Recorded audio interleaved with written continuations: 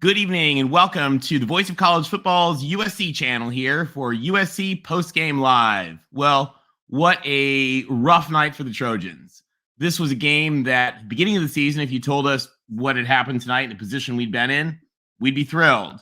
But I think there's a lot of disappointed folks. I think there's a lot of outraged folks. Certainly there's a lot of things we did tonight that cost us deeply. There were also more than two, but two particularly outlandish and egregious officiating errors that directly resulted in 14 points for the other team. We'll talk about that. We didn't tackle when we needed to. Our offense didn't get it done when we needed to. But overall, that was a heck of a game, guys. What a night. So we want to encourage you guys to spend some time and talk to us about this game. Talk to us about your frustrations about our defense, about the Pac-12. Talk to us about the officiating. And we want this to be a night where we are getting your opinion, because that's what this channel's for. This is the USC at the Voice of College Football channel, and it's an opportunity for you guys to interact with each other and with the community. So there's a couple ways that you can do that. First, we're going to put the link in the chat in just a minute. It's actually already in the description. And you can call in and tell us what you think of the game. Tell us what you think of tonight. The other way is you can participate in the chat itself. So you can go and chat with each other and all that. And third, you can actually get a hold of us also on Twitter. So you're going to see our Twitter handles, like mine is right there. And the three of us all have that. If you want to control the discussion and change, you can help support the channel with super chats or via PayPal or Venmo. Those are all in the description as well, and we'll have them on the screen. So without further ado, guys, let's get the gang together. Tim, LBC, bummer of a night. What are your first reactions? Bummer of a night. First reaction is, wow, great game, actually. There's a lot to take away from this beyond just the loss. What really is concerning to me is I think it's just a lack of dedication to the run. I think we kind of got away from that early, which has been a thing I've been harping on for a while now. I don't know. What do you think, Rick? I'm still kind of processing the whole thing, actually. Yeah, no. There's a lot that happened in this game. Sorry that we're here late, but we thought we'd be here 30 minutes ago, but there was a lot of review calls. But really, where USC lost this game, when you're up 14-0 at Rice Eccles and you've got the crowd silent, we were too enamored with the ease of the first two touchdowns. And we did not run the ball. When you go on the road, especially at Rice Eccles at 4,500 feet, you got a blackout. This is the biggest crowd in Rice Eccles history. You've got special helmets for the two fallen running backs. The crowd was jacked all day. Okay? What a crowd that was, too. Hold on. We missed the kill shot. We're up 21-7. You run the damn ball. You eat clock. And because we didn't do that over the course of the game and all of the theatrics that unfolded and happened, which pissed off both coaches and both teams, you leave your defense out there for a long period of time because you didn't manage the clock. And when we couldn't stop Dalton Kincaid, that should have been a red flag. You know, when we did run the ball, Travis Dye did great. But part of what you saw out there was poor coaching. That was bad. Should have never come to that. And so here's my point on that whole thing. Is that when you have like we were talking about, we were texting back and forth. When you have a champion, and I'm going to call the Utes at home a champion because they're 22-1 at home. If you stagger the champion, just like Rick said, you got to knock them out. Yep. And SC early in that game had a chance to knock them out. We had the crowd out of it, and then Brock Hewitt brought up a couple times, but it's even more than that. I want Williams to slow down a little bit and take that underneath pass, instead of always going for that fade or all the passes down the field, because there were a number of times where he could have picked up 7 or 8 yards. Instead, he's always looking down the field. And I think that with the talent we had, the way we were moving the ball, we just got impatient. And I kept saying that over and over again. These guys probably got tired of it in the chat, is that I was saying that we're just impatient. And this happened a couple times this season. How quickly we can go. We're on a drive, and how quickly it turns around. A long pass, and and then we got the sack with Ray Leak Brown. I mean, there's too much that unravels the team too fast. You can almost see it on a drive when we're going to fall apart in the drive, and that happened on 2 occasions. And before we get too much into whining about ourselves, let's first of all give a huge credit to Utah. Yes. Utah played great, I thought. Dalton Kincaid should be drafted after that performance. I thought that Utah played every bit like the team we thought they were this summer. And I thought that crowd at Rice Eccles was epic. That's the largest crowd in history. They were wild. They were having a blast. They're still covering the field like that. This is a great night for Utah. And you guys know we host the Pac-12 show as well. And so congratulations, Utes. Guys, let's give a shout out to Utah because they did what they had to do. We screwed up. They certainly got aided by incompetent officiating. There was incompetent officiating all around, but especially some pretty crucial calls. But we're not blaming that. But I do want to make sure we give proper credit to Utah because that was a heck of a game on their part. Yeah, no one's taking anything away from Utah. We're talking about USC. This is a USC post-game show. And we're talking, guys, mostly about USC. Yeah, absolutely. My hat goes off to them because at the beginning of the season, I said this game, I just penciled this one. And strangely enough, I penciled in Notre Dame. We'll talk about them later as just wins. And then I figured because of injury, because of other things, we're probably going to pick up a couple more losses throughout the year. So at this point, I thought we are where I thought we would be. I thought we might even have one more loss somewhere in there early in the season. We're doing well. The problem I'm having is on our execution of plays. The injuries, we'll talk about that as well. I mean, certainly not having Gentry out there and Addison had a huge effect in that fourth quarter. So that's another thing we can cover later on. But yeah, completely. That's why I'm calling them the champs. These guys are 22-1 for a reason. They're 22-1 at home for a reason. It's because they are good. And every time you see the ball in Cam Rising's hand with 3 yards, I even said it before they even went for the 2-point conversion. You can't stop that guy we haven't been able to stop that guy. He's just so big, so quick. He's good for 3 yards every time he carries it. So it's our own fault that Gentry got hurt because our defense was out on the field way too long. It didn't have to be. And, this is a learning experience, obviously. I had USC going 8-4 this year. I had this as a loss. So, but when you have the lead and you are putting Utah away, this is baseball season. This is like Game 7 or Game 5 right now in a divisional series. If you're going to put out a champion, you have to put them out. It's hard to eliminate them. And we underestimated Utah. Credit Utah for getting a few blows to the gut and coming back and not quitting and fighting the whole time. I just don't think USC made the proper adjustments to keep the ball away. I mean, when you see Dalton Kincaid just tearing up our defense, all right, what do you need to do? Keep the ball away from Utah. Cam Rising was playing a great game. I know that there's going to be discussion of why didn't we put 2 guys on Kincaid? Well, guess what? That takes away that opens up the opportunity for Cam Rising to have a free look, right? Well, if you got double team on Kincaid, well, Rising can rip you, and he did that on that last touchdown, right? So, yeah, it's kind of like pick your poison. And this was a night that they weren't going to be denied, and credit Utah. Great game, and they won. This is the first time I didn't see an adjustment. There should have been a halftime adjustment to at least shut down. You can't shut down a guy like Kincaid, but there's no way that he's picking up. He had 15 receptions. Yeah, 15 receptions for over 200 yards. I'm sorry, you need to do something.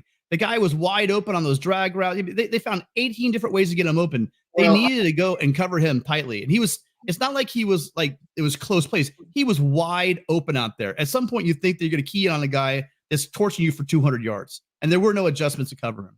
Well, you know what? We don't know if there was adjustments or not. But you look at every other game, there were adjustments. So you have effective adjustments. Hold on. You have to believe there was adjustments that were discussed at halftime. And guess what? Credit to Utah because our adjustments did not work. Obviously, they did not work. But there wasn't an answer tonight for Kincaid.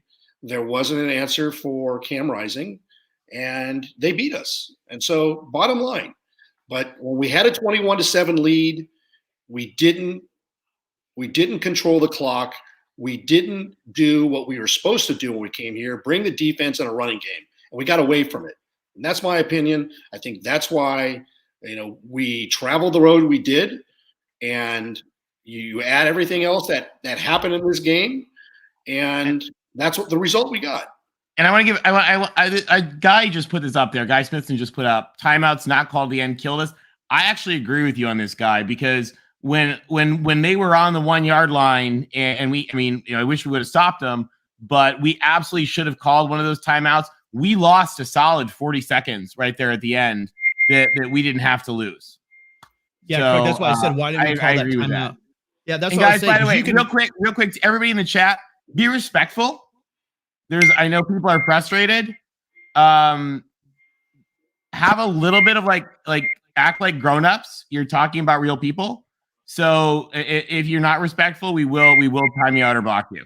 Going back to the time. Yeah, be respectful, guys. So going back, you can be mad at the refs, you can be frustrated, but there's some stuff in there that's just like really not somebody okay. Said, "Hey, jack off! It was 21-0. Why don't you just go ahead, Michael Ford, and take a look at it? It was 14-0, 14-7, and then 21-7. I don't know what game you were watching or what was going on, but hey, if you want to have that attitude, at least get your facts straight, bro. Yeah. Okay, get your facts straight. Thanks, Michael Ford. Appreciate it, bro. Yeah, so really. That's the kind of stuff. I'd like to speak. Hey, excuse me, guys. Going back to the timeout situation you brought up, Tony. The thing with the timeout is if you call that timeout on before the fourth down play, you set up a situation where you control the clock on offense. If you let them burn off 40 seconds like they did, that's exactly why I was screaming for a timeout. That's what I said. Twice. But the point I'm adding is that you control the clock when you're on offense. All right, guys, we got Ricky joining us. Ricky, welcome to the show. What'd you think of our wild game tonight? Man, guys, what a tough loss, man. Jeez. Wow. Obviously the refs. I think the biggest thing everybody wants to talk about is the refs. I think the roughing the passer thing, dude, come on. That was, ridiculous, wasn't it? A 250-pound guy in full momentum, and that was a tough one. And without those 7 points, I think we would have had the game. No, that was a game. That was a game changer. You had Brock Huard. Game changer. Whoever Brandon is. No, Brandon. Nobody's cool with the referees. I don't know what kind of fantasy world you're living in, but you can knock it off. When you have Brock Huard, who's an ex-quarterback, who's basically saying, "I'm sorry, if that's not football." Okay, so it's not USC fans complaining, and I'm not going to complain about it. We're used to it. Yeah. But when you have the Fox broadcaster, the color guy, talking about it, both times when it happened, it's ridiculous. And to further emphasize, I think, the misguided referees, targeting called 3 times. That's 0 for 3 on targeting. Ridiculous. So not only did these calls have to be unnecessarily reviewed, but it stops any type of momentum, any type of flow to the game. It's on national TV, so everybody gets to see the Pac-12 clown show. It's ridiculous. And you know what? I'm tired of talking about it. I don't freaking care. Okay. It is what it is. It's wrong. But part of the game, we're used to it. So not only do we have to beat the Utes, the crowd, you got to beat the freaking Pac-12 refs. And I'm not joking. It's just reality. But you can't really – it is what it is. USC lost the game because it made a lot of errors.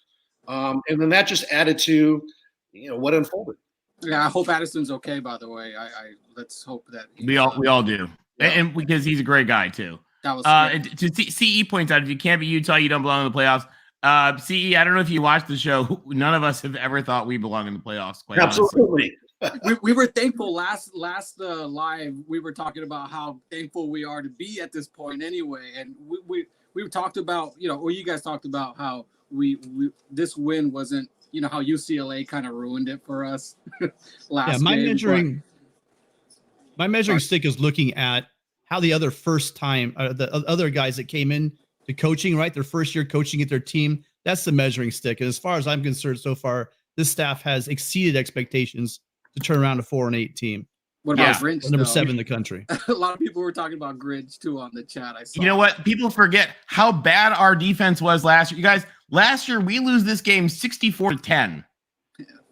with our defense last year. I mean, I don't think this changes anything about what we've said really from this is our like 7th show. I don't think anything changes what we've said the whole time. Those of you guys who were with us when we predicted these games, I mean, we all sort of like predicted this one when we win, hoping we'd win. But at the beginning of the season, when we talked about this, if you said right now we would be 6-1, we would have all like popped like balloons of celebration. Yeah, like exactly. He's like, yeah, we'd be like crazy. Yeah. How many people thought we would win this game in August? Like nobody. Well, to be more specific, if you say yes, you were lying. To be more specific, we lost to the Utes at home last year, right? 42-26. We just took a very good team. See, here's the thing: the national media has been writing off the Utes since the Florida game, and then the UCLA played out of their mind at home. But anybody that's been watching Pac-12 football knows that the Utes are an entirely different animal at home than they are on the road.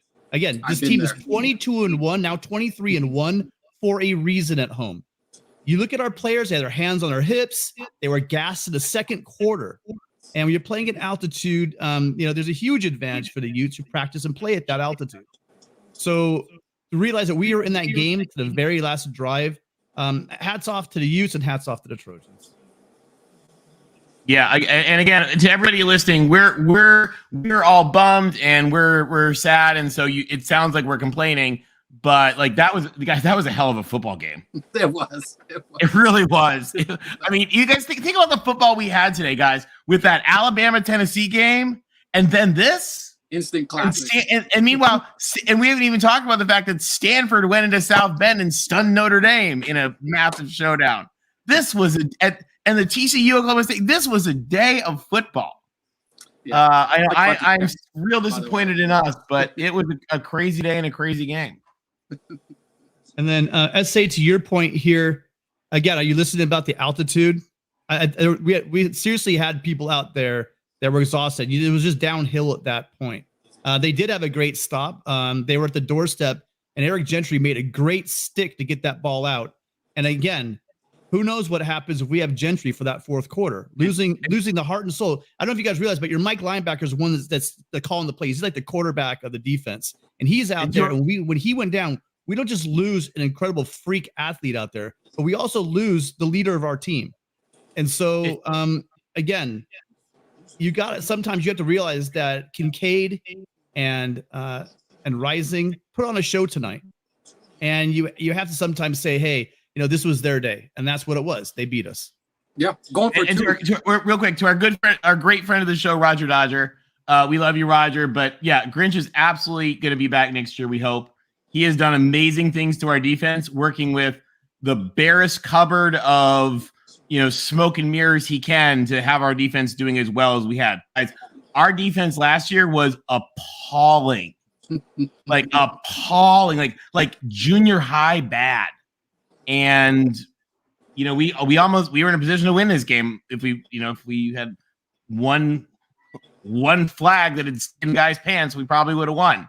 So let's not make silly statements about that. Our defense is way better this year than they were. That's for sure. USC went to the game 5th in red zone defense, and that turnover that Gentry caused, plus the missed field goal, is probably only going to keep us right up there with those stops. So no, it looked like a downhill battle because it was. Again, you're going into Rice Eccles. I'm not sure what fans' expectations were on this. I showed a little bit of bravado because of the way we were playing. But again, even before the game, I was talking to these guys. I knew this was going to be a battle. Yeah, and anytime you're going to play there, that crowd, we had the crowd out of it. That's the one thing where I just shook my head. They came in strong. We got a great fast start. That huge run by Caleb. And then on the second drive, they were just throwing the ball straight down the field. Yep. It looked like we really took the air out of that stadium. They were silent. Then we just got ahead of ourselves. Yeah, they were silent. I think the problem we had is, again, I don't think we were patient. Like Rick was saying, we knew we wanted to limit their possessions, and we got away from the run game. We were running great. I don't know why we got away from the run. And again, Ricky, you mentioned they were silent. If we had been able to keep that ball in the end zone instead of giving it back to them, it would have been 21-0, and they would have been dead silent. Well, I think you guys mentioned it about the knockout blow. We're here, Utah. They've got the helmets going. it's Rice, dude. It's Rice Eccles Stadium. Like, I mean, come on, it's like blackout, full blackout. We got to go for the knockout blow, and we didn't, unfortunately. Yeah. So in a loss, so you're still talking. Caleb Williams threw. He was 25 of 42 for 381 and 5 touchdowns, 0 interceptions. Who here is not going to take that stat line? What are their rush yards? Rush yards for Dye. Dye had 12 carries for 78 yards, and Williams had 8 for 56. And that's what I'm saying. Dye had 28 carries last game. He got 12 in this game. They brought Austin Jones in for a cup of tea. They brought Ray Leak, who had that great return, that great return actually. And unfortunately, he showed his youth on one particular play. I really love the way all season Travis Dye is in blocking and protecting that block Williams was great. on those pass plays. His pass plays have been perfect. Yeah. The problem is you brought, you bring a young guy in, I'm not ripping on him. He's a young freshman and with very limited playing time. And he came in, he missed a block and wham. That was one of the times we had a punt because I turned to Rick and said, that's a drive killer. As soon as that happened, and sure enough, that's what happened. We ended up punting the ball. I think whoever asked about our playoff hopes, I don't think we ever had playoff hopes. But we're certainly our non-playoff reality. Our goal is Pasadena. Steak will be here. The game changed for me was we're up 14-0, and Utah scored 14-7, and they looked pretty good on that score. And then we basically got hypnotized, seduced, whatever you want to call it. But our next drive was 4 plays, 65 yards, including a long pass to Mario Williams to the 3-yard line. The first quarter ended, and then Travis Dye ran for 1 yard. And then Caleb Williams on the 4th play threw it to Kyron Ware-Hudson for a touchdown, 21-7. And at that point, it was easy, right? But at that point, you got to realize, hey, we need to manage the clock because, hey, this is a huge crowd. You've taken them out of the game. You need to give your defense a rest, right? Okay, guys, the fire Alex Grinch, you can just stop. That is actually pretty stupid. We know you're frustrated, Tony, but it's actually pretty stupid. Let's just let Rick talk and ignore those guys. Okay. If we keep breaking it, it's not gonna. Because that's where you got to take responsibility. You can blame the refs. You can blame Alex Grinch. I'm sorry, but it goes to Lincoln Riley. He's the head coach. Yeah, you go on the road, you pack your defense in a running game. Okay, we did that last game at Washington State in the Coliseum. Okay, and you need to eat clock and keep the ball away from Rising and Kincaid, and you didn't. So whose fault is that? Alex Grinch's? If you want to say that and feel better so you can sleep at night and not cry, well, then so be it. If you want to blame the refs, yeah, go ahead and blame the refs. USC lost. We're not a playoff team. If you guys believe we're a playoff team, change your media because those guys don't know what they're talking about. It's ridiculous. Don't be hypnotized. Don't be an idiot.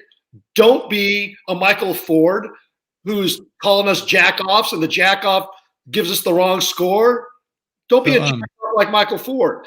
Be intelligent. This was, basically USC still controls its destiny if you want to do the math.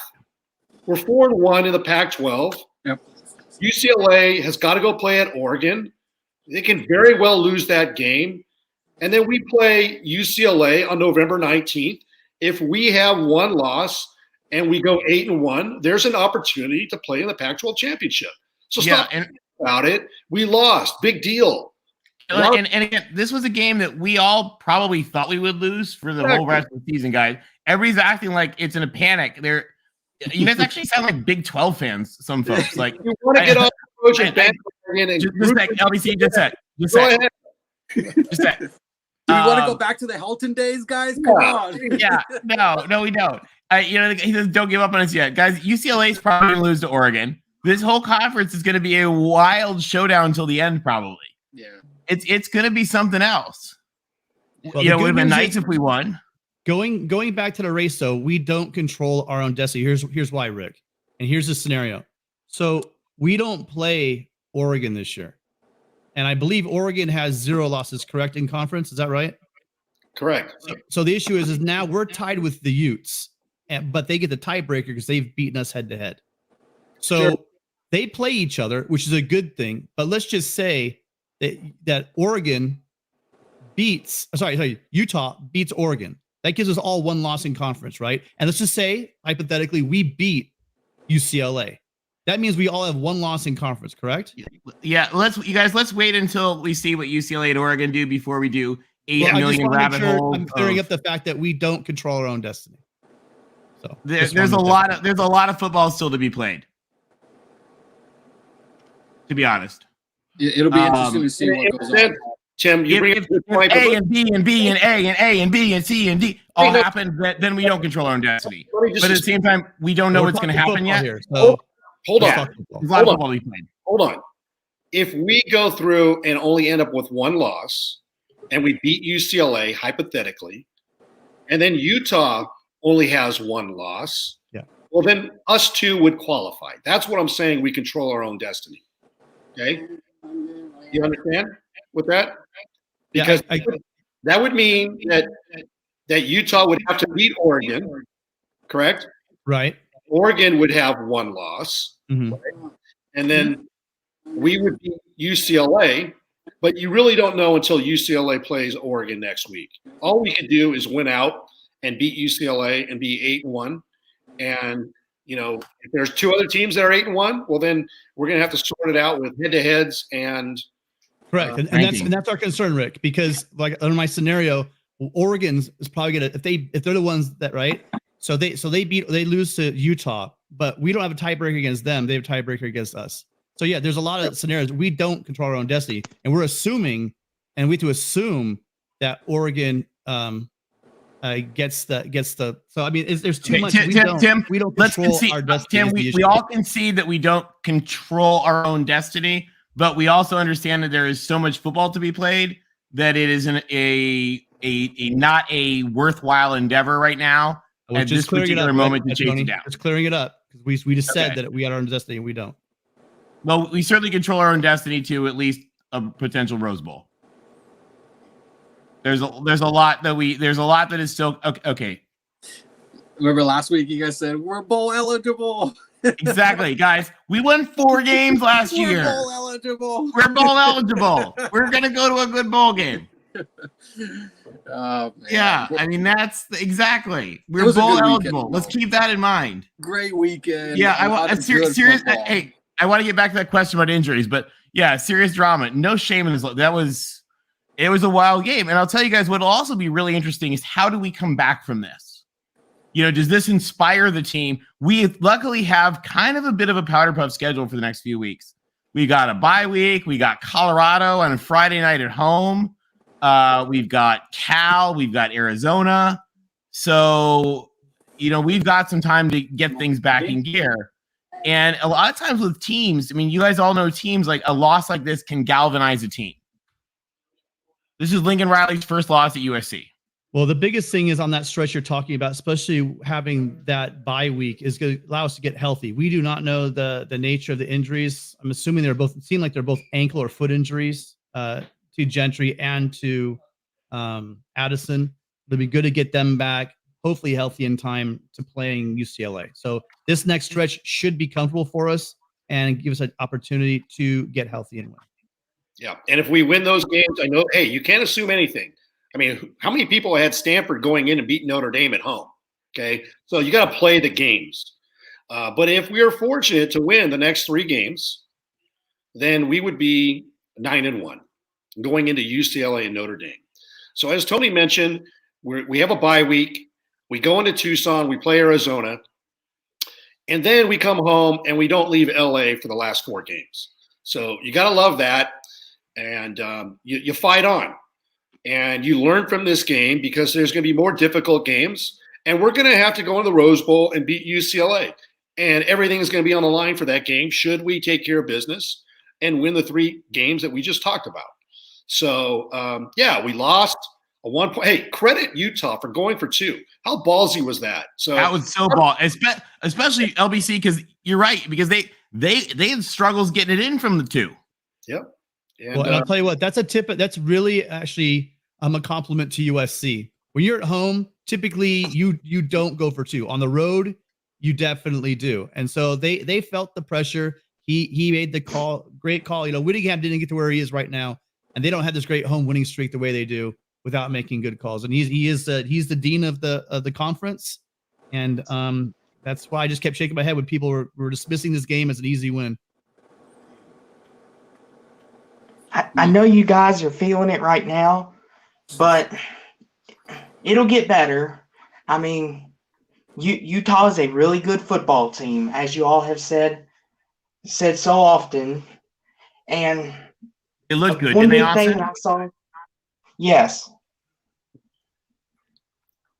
Oh, I'm over it. I'm cool.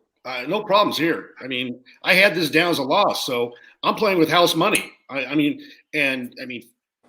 I hate to burst the bubble for those unrealistic Trojan fans that thought we were going to go undefeated and go to the playoff. I mean, you guys are just different cats. You're a different breed, but just be realistic. And we're competing for the Pac-12 championship game, and nobody in the Pac-12 has ever gone undefeated to qualify for the Pac-12 championship game. So it's not a big deal. You learn from this, you move on, you fight on. And this is a good news we got. Again, if we had the traditional model where we had the North and the South, this loss would probably be the end of our chances of making the playoff. Right. But a lot of combinations can happen to keep us alive for that Rose Bowl. And to go from 4-8 to maybe 10-2 in a Rose Bowl berth, or maybe even dare we even dream to be 11-1 and going to the championship game, that would be incredible. Hey, Robert Jenkins got a good comment there. He says Utah's not good. I agree with you, Robert, because Utah's not the same team when they're away from Rice-Eccles. They're 14-12, but they're 22-1 in their last 23 games at Rice-Eccles. It's a different team, and there's a lot of teams that aren't good when they play on the road versus when they play at home. A lot of people will say Kentucky's not very good, and I think I'm the only one in our Pick'ems group, Patreon Pick'ems group, Tim, that took Kentucky, and they beat Mississippi State today, straight up. So they did. Teams have off days. Hey, Stanford sucks, right? We all agree on that. They went in and they beat Notre Dame, right? That's college football. So on that note, guys, yeah, we just got joined by our resident Notre Dame guru, Will ND. Should we take a quick look at what happened around the Pac today, and how it affects the rest of the season? Are there any more questions about the SC football game out there? And do we have any questions from the chat? There's some questions about the injuries. We don't know anything about the injuries yet. We agree with you guys in praying that they are not problematic, but really, really grateful that we got about 4 weeks of kind of cream puffs to get better for it. I'm sorry, the gentleman that's joining us right now, tell me your name again. You're up on the top of the screen. What? It's Ricky. Oh, Ricky. Hey, Ricky, why don't you give us another question here? What are your comments? What are your perceptions of the game? Man, like he said, I'm still trying to process, honestly. And thanks for having me, guys, by the way. I've seen the show. I usually see a post, after. But it's always been, I think, a dream of mine to be on here. So let me say that first. Come back anytime. We're glad to have you. But, obviously, fight on to us. Dude, I mean, I've been to Rice Stadium. I've been there. I've seen the blackout. I have some big Utah fans. Shout out to them. And going for 2, that was crazy. I honestly, I didn't expect that. I didn't see that coming. That was good play calling. They knew they couldn't. They knew we couldn't stop them. So that was good. But I'm kind of disappointed, honestly, because we had a strong first half. We came out just blowout football. Caleb Williams was throwing on the run, throwing some dimes, rockets, and it was great. And like you guys said too, it was kind of sad not to see that adjustment on the second half, because we're known for that second time adjustment. I didn't really see that, but again, I feel like we're in Utah. It's kind of hard to make that adjustment with that crowd, because it's no joke, man. That is for real right there, and that altitude as well. Yeah, and guys, real quick, we got friend of the show, Larry Pilgrim, devout Ute fan, just joined us in the chat. Larry, hey, kudos to your Utes. That's a good team. They played a heck of a game. We certainly wish we'd have won, but that was a wild crowd and a lot of fans. And again, and for those of you guys just joining us that weren't with us at the beginning, we started off by saying, hats off to Utah. That's a lot better team than I think a lot of people are giving them credit for. Ricky, you made a really good point there. There's been questions about the accuracy of Caleb Williams' arm over the last couple of games, especially on the road. They said he had the jitters against Oregon State. He clearly in this game showed us why he is a Heisman hopeful and why he is one of, if not, in my opinion, next year for sure, the best quarterback in football.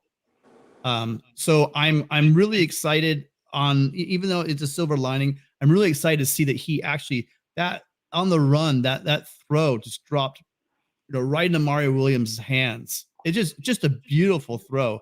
And then of course we know he has the strong arm. Mario dropped that ball right at halftime, but that throw, how many players in college football make that throw? Not many. And again, how many times the Houdini act? They probably could have got him for a safety, and a number of quarterbacks would have had a safety. And he runs and picks up a first down. We're in the shadow of our own goal line. So I think you're right on that, Ricky, with the fact that Williams showed us exactly why we're so excited. And listen, guys, we got him for a whole nother. He's locked in for an entire year next year. So get ready. It's going to be a great ride. Well, there was that LA Times They also article. say, Oh, sorry. One more thing. they about also Caleb, say the good. that he vowed to show up at this game. He said he was going to be ready for this game, and I think he was. But that noise. I feel like every time the stadium just goes crazy, the snap count doesn't. There was that a couple bad snaps actually. Where there was bad snaps, and it always attributes to the crowd noise. I feel like, and to be clear, the crowd was making the cameras shake from the TV. The TV. We saw that on the OSU game. The TV had trouble with their cameras shaking because of the crowd. We saw that many times with Caleb Williams. So every time that was kind of a factor, you kind of saw Caleb Williams kind of break down a little bit, where he would kind of pump. And then, they snapped that ball, where it was that, that fake snap. And then he was going to change the call. It's always that crowd that kind of gets to him. But he's a great player. My God, I'm glad we have him on our team. He is amazing. Yeah, we had a free play. I mean, we had them to jump a couple times, and I thought it was amazing. What was frustrating is we got Mario Williams and there was another receiver. I can't remember who it was. But your receiver's job, all you're doing is you're watching the ball. Overall, I think we had 2 false starts for the linemen. Am I right on that? Because the other ones were on receivers. The receivers, there's a receiver, you should never get a false start. Your eyes are watching the ball move, so you move on the ball.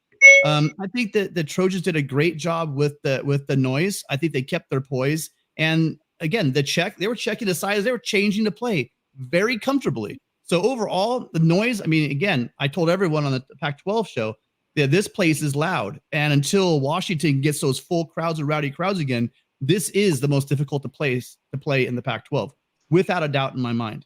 And I think the Trojans did a good job. Especially at the end of the game, that crowd was roaring. And then Utah was sending blitzes at him, and he kind of got shook a little bit there at the end. He threw up a couple questionable passes there at the end that made you wonder, like, what was that? That hasn't been what we've been seeing. Yeah.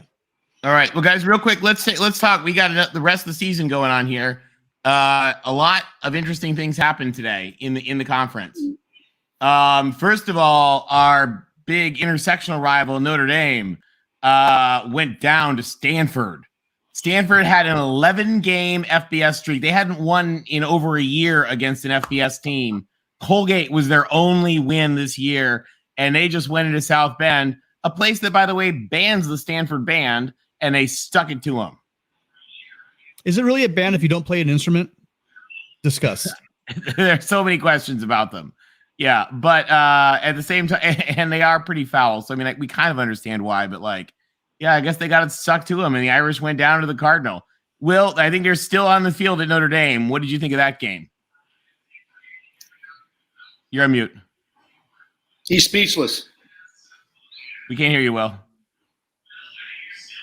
All right, Ricky, what did you think of Notre Dame going down? Man, I didn't watch the game. I can't. I didn't watch the game, but anytime Notre Dame. All right, do I sound good? Oh yeah, now we got you. Okay. I think our offensive coordinator, Tommy Rees, I think he's got to go. He can't come back next year after that. Like, at one point, Drew Pine was 4 for 12 in the first half. He was 4 for 12. That's unacceptable for a team that wants to compete for the playoffs. And eventually, once we get these recruits coming in, compete for a national championship. That can't happen. It's Drew Pine. I mean, come on. You can only make lemonade out of so many lemons. I mean, He looked good against BYU. And come on. This guy was a backup for a reason. Do I need to break down? Okay, so here's the thing, and I can't say this really because Cal lost. But I would have normally said there's only one reason why Stanford's not the worst team in the Pac-12, and that's because of Colorado. But Colorado goes in and beats Cal, which means a whole bit. But my point to you, Will, is literally statistically, I'm pretty sure a lot of if they're not the worst, they're somewhere in the bottom 10 in almost every defensive category. And the fact that you guys were shut out for a big portion of that game is not just on Tommy Rees. I mean this sincerely. I think there's some huge issues on offense. They need to gut that thing and do something quick. Get some guys in from the portal because it doesn't look like something you can even turn around in 1 year unless you go really strategically into the portal to fix that. And don't you guys, this is a veteran offensive line. And you and I were talking before the season about this Notre Dame offensive line. You lose a lot of these guys this year. Is that correct? well, the two most talented guys will be Jared Patterson's gone, but the two other most talented guys, like Joe Alt was a freshman All-American last year on a weak line. And then Blake Fisher is extremely talented. I mean, the guy has some good moments and has some bad moments, but his good moments look like a Pro Bowler in the NFL. So you have two starters coming back? Yeah. Yeah. So I just really have a lot of questions, about your offense. I think obviously the clear answer is definitely you need Tommy Rees gone. But what can Tommy Rees do with that offense? Because it just I'm watching it and I'm just kind of shaking my head, not knowing what. And you struggle. The struggles against some really bad defenses is what the issue is, right? Well, it's not that you guys are losing; it's just the struggles. But sorry, I don't want to spend too much time. And let's not dwell too much on Notre Dame's future. But as far as USC goes, I think this means that Notre Dame is even more winnable for us at the end of the year. Yeah, I had hope about that game. Do not have hope about it now. Sorry, Will. It's okay. But guys, the big news of the Pac-12, Colorado in their first game since firing Carl Durrell, acting head coach Stanford comes in and they beat Cal in overtime. Can I chime in? Yeah, are we giving shout out to the Buffs? Well, Stanford was at Notre Dame. Yeah. Mike Sanford was terrible as an offensive coordinator. He's still better than Tommy Rees, which is the awful part. This guy was so bad at Notre Dame. Brandon Wimbush could have been an NFL quarterback if he had a competent offensive coordinator. And real quick, who cares about Colorado? We play them in about a week and a half. It's their first win, man. Come on. I know. It's their first win, and we're about to play them. So who cares about Colorado? We do, because we don't want to be their next win. They're coming in hot. I will go out on a massive limb and promise you guys we do not lose to either one of the teams on the screen right now. No, we better not. These are our next two games, right? Or is Arizona in the middle? I forget. Let's move on. I can't see that. All right, we're moving on. We're going to beat Cal in Colorado, but that was a sad display. So our other now this is a little interesting here.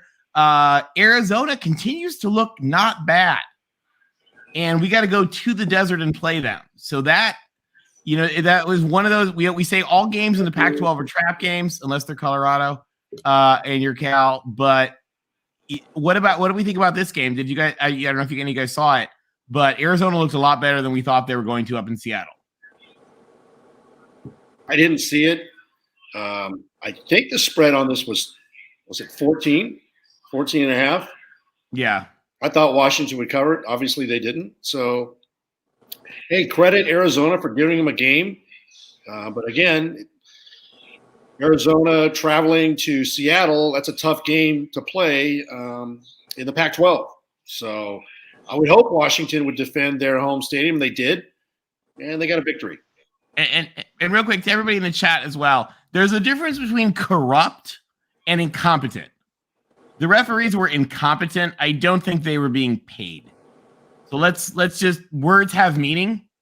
So let's just keep that in mind. In all fairness, I don't know if anybody watched the Tennessee-Alabama game, but those refs are bad too. They didn't know if it was a third down or a fourth. Yeah, that was so bad. Review. So, and I didn't think the SEC refs were bad. Let's just put it this way. The SEC refs would not have called roughing the passer on either of those two. They would have stopped the game 3 times for targeting because those are just another hit in the SEC. And that's what's ridiculous about the Pac-12. Under the former regime of that commissioner that shall not be named, he basically wanted to create safety, and the referees are afraid to make any call. And they err on the side of absolute caution when it comes to targeting. And actually, it's beyond ridiculous. But yeah, it is. I mean, and guys, but just also to be clear, we need the game to be safe. And I think everybody on here agrees that like safety and head injuries are an important thing. I actually spent about an hour today on the phone with a guy whose brother essentially died of CTE. He was a probably the best quarterback to ever play for UCLA. And they later thought that he had gone like mentally ill. And now they know today that it was probably definitely CTE. So we do want to prevent head injuries, but at the same time, what happened today was nonsense. So two things can be true. And they're both true. Moving on from Washington, Arizona. And this game actually went final at 24-10, guys. Oregon State and Washington State, 2 teams we both thought they were pretty good. They played a pretty good game, and Oregon State, who we probably thought was better, won. Any quick thoughts on this one? No real impact, I don't think, for USC. There's a big impact for me because Rick already took his victory lap, but I think I was the only one between Chris, you, and Rick in our Pac-12 show. You did. You picked Oregon them. State Beavers to win this game, and for the same reason why I'll say it. Just like Utah, man, the Beavers at home are a different animal. So they are. When you go in the research and you think you're going to come out with a win, you got to think twice.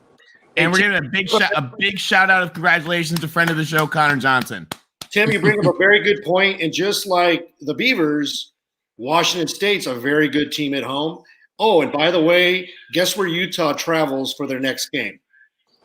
Pullman against Washington State. So that is a very losable game. Very let down. You're a Utah team that just played UCLA, went through a war with USC, and now you got to go to Pullman. All right, good luck. A very emotional win too. The blackout for their 2 fallen players, and it was a big win. So you're right. That might be a letdown game. Good call, Will. And good call, guys.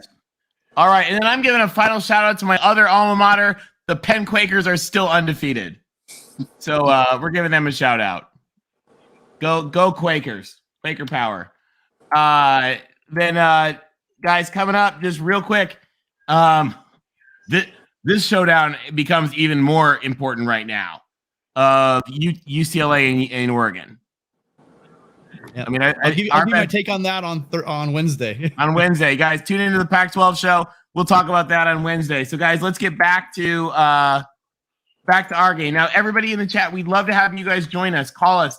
Tell us what you think about the game today.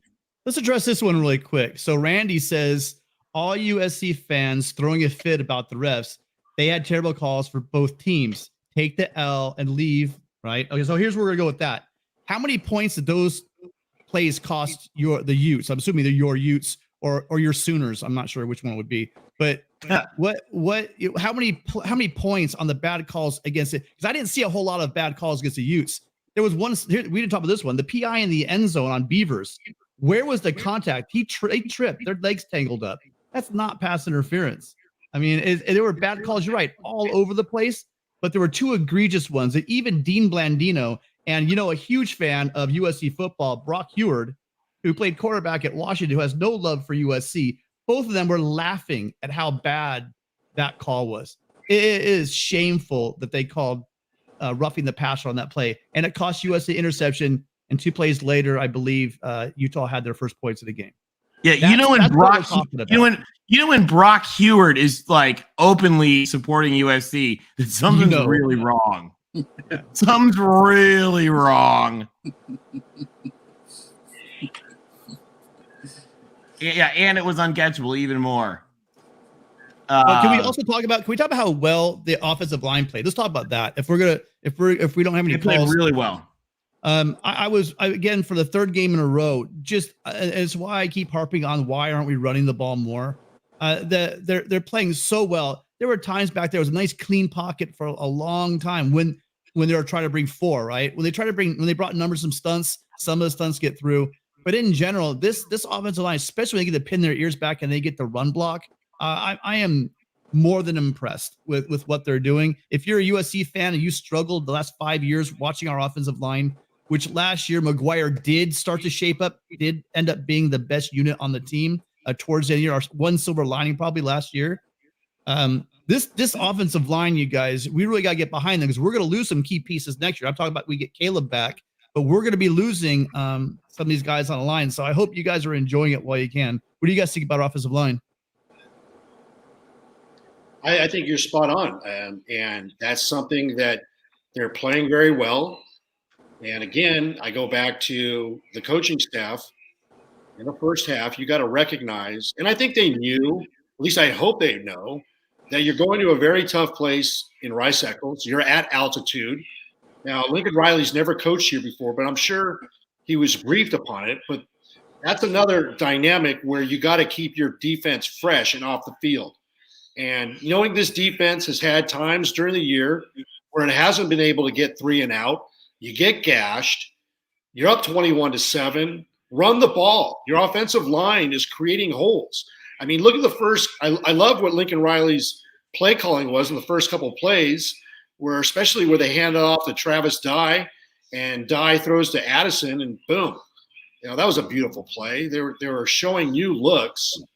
I just think they miscalculated, and we didn't run the ball between Travis Dye and Austin Jones, and we got enamored with a big play, and it cost us. And real quick, guys, we have joining the stream, Daryl MVP. Austin, I'm going to put you in the back room for just a minute. Daryl, welcome to the show. Hello, everybody. How are you guys doing today? Good. First of all, congratulations. On a non-USC note, very quickly, congratulations to your Kentucky Wildcats. Thank you. Daryl, I was the only one in our Patreon group who took Kentucky to beat Mississippi State, I'll have you know. Well, Rick, that was a very wise decision. I believe since something like 2005, maybe 2004, the home team of that series has won every game. So I'm sure next year we'll lose to them. Well, hey, Daryl, what'd you think of that SC game? This game is a classic game of why I love college football. This was a fantastic game. Were there some bad calls? Probably. Were there some questionable calls? For sure. But that's a part of the game. It's frustrating when your team loses, and it could be because of those questionable calls. But everything USC wanted realistically to do this year is still in front of them. They still can make the Rose Bowl and play a Michigan or an Ohio State. And I think any realistic USC fan would have taken that at the beginning of the year. Yeah, we absolutely would have. I mean, heck, guys, we'll take the Alamo Bowl. We were 4-8 last year. I wouldn't go that far, Tony. I mean, when we saw this team come together, even the first 3 games, I figure we are not going to the Alamo Bowl. I'll pay a ton of money to watch Texas and USC with Quinn Ewers and Caleb Williams. Like, I sort of a preview of the Heisman, though. I would like to see that. That would be kind of awesome. And guys, we also have joining us with Utah devotee and friend of the show, Larry Pilgrim. Larry, first of all, let's just reiterate, your Utes played a hell of a game tonight. Congratulations on the big win. Thank you. That was a hell of a game. Did any defense show up for either team? Wow. No, I think they got lost in the luggage. I think there was 6 yards difference in offense between the two teams. It was crazy heart attack game. So, Larry, how wild. nervous were you when Kyle Winningham decided to go for 2 when it was 42-41? I was nervous, but we did it when we played SoCal down there, and he knew that we just couldn't hold up. And it was like, I was nervous. I was more nervous about 4th and goal than I was the 2-point conversion, oddly enough. So, but it kind of, I mean, I was nervous for sure. So, and then one thing, Larry, great win. One thing I noticed about your team, and I'm seeing also lately with USC as well, is I noticed a number of drops by your receivers that kind of cost you a couple of drives, which you clearly would have had a first down. And it's been playing a problem for USC as well. What's your feeling on the receivers outside of Kincaid, of course? So Jackson, that one Jackson had would have got us a first down. I think it was like a 3rd and 7, 3rd and 8. He's quarterback converted to running back. So, I mean, I think that's the first attempt at a pass that has ever been thrown to him. It was just really weird. Jalen Dixon has had drop issues in the past, and a lot of the reasons he doesn't get on the field. So, but yeah, it was very concerning. I mean, Cam put it on him, and I can't believe they dropped him. So, yeah, that was, and Tim, the roughing the passer, I made the statement last week before this game that we had Dorian Thompson stopped, and our guy barely gave him 2 hands to the chest, barely, and DTR acted really great, and we got called. So I got you. But so you saw the plays that we're talking about on the interception. Is that roughing the pass, Larry? Is that roughing the passer? No, but neither was the one that Utah got on DTR either. Yeah, you know what I mean? We're not talking about that game. We're talking about this game. I know, but the thing is if somebody's calling, if refs are calling like holding effectively the same throughout every game, no matter what, then you know what to expect. So like, as long as they're consistent, like literally if the ball's out of their hands, like you better act like you're not trying to hit them or they're going to call you. They're consistent, whether I like it or not. I mean, I get it. I'd be pissed if I was you. For sure. I would be mad. I get it. Not once, Larry. What's that? Twice. Not once, but twice. Honestly, and I get, listen, it happens. Refs make bad calls. You guys won the game. I don't want to focus on that. It's just, we lost the game. It's just, when you're on the wrong side of the ledger, especially on game defining plays like that, it's hard enough to take a loss, but it's a little more difficult to swallow that pill when you have calls because let's face it, for years we've had incompetent referees in this conference, and it's just so damn frustrating. Right. Larry, you brought up a good point, Larry. You felt that way last week with the call of DTR, and Utah was on the road. Okay. USC was on the road in a more difficult place to play than the Rose Bowl. I think you would agree. Yeah. Congratulations on having the biggest crowd tonight in history. That's the way it should be with USC's last stop ever at Rice Eccles. We go out giving you the biggest crowd ever. But imagine having two phantom PI calls where Brock Heward's talking about that's ridiculous. That's not football. I mean, he went on about it. And then also to have 3 targeting calls. And guess what? The rest went 0 for 3 on the targeting calls, and they wasted 20 minutes of our life reviewing that. Right. Yeah, and sometimes actually, and that was the thing that that was the thing that made me mad was Utah was actually had momentum, and let's be honest, USC was running out of gas, and I was pissed. It's like, well, great, now you're giving the defense a chance to breathe. You know what I mean? So I felt like those hurt Utah. It was problematic for both teams. Yes, because it's choppy. You're losing flow. You're losing momentum. Guys are having to wait around, and injuries happen when you start getting cold like that. So two of them shouldn't. Bad refereeing is a safety issue. They've gone way over. The pendulum has swung too far. That it's just, hey, it is what it is. Everybody's got to deal with it, and everybody can see it on national TV tonight. What a clown show this conference is. But I felt bad. I was like, I knew that you guys would be sitting there going, that's bullshit. That's going to cost us. And well, no, with the one with And it did. UCLA, yes, but it was on Yeah. display. All right, that didn't Yeah. add to the quality of the game. right? You have the announcer basically saying that's not pass interference, and he was a quarterback for Washington. You know, Right. It's not like an ex-USC quarterback like Rodney Peete or Matt Ryan calling for that. Yeah. Yeah. Yeah. No, I mean, I great. get it. I'd be saying the same thing if I was in your shoes. I really would, Rick. You did because you brought up the DTR. So that's Yeah. why I'm bringing that up. I know how you felt on the road. Yeah. In an extra hostile environment like Rice Eccles, and now you know how we feel. Yeah. Oh yeah, I get it. I mean, I don't blame you. I'd be pissed too. I was mad at, when the call was made, and the one that was called against our guy was not even close. I mean, he literally put two hands on his chest. He didn't even really shove him, so it was even less of a roughing, but I get it. I'd be pissed, there was a lot of stuff missed on both sides, and it was just a weird ref game. Two of the targeting shouldn't even have been called. I mean, they were obviously not targeting. So Right. And the first one that was called on Kalen Bullock, I get it because he was ejected last week for a poor targeting call. And but so then they try to ding him up, and you can see that they were embarrassed because he led with his shoulder and hit the guy in the shoulder. So Yeah. it was Yeah. ridiculous. Well, see, there was one play, the last touchdown you guys got, where you had a crosser and the receiver was blocking the DB and he was trying to get off the block, and they showed it in slow motion.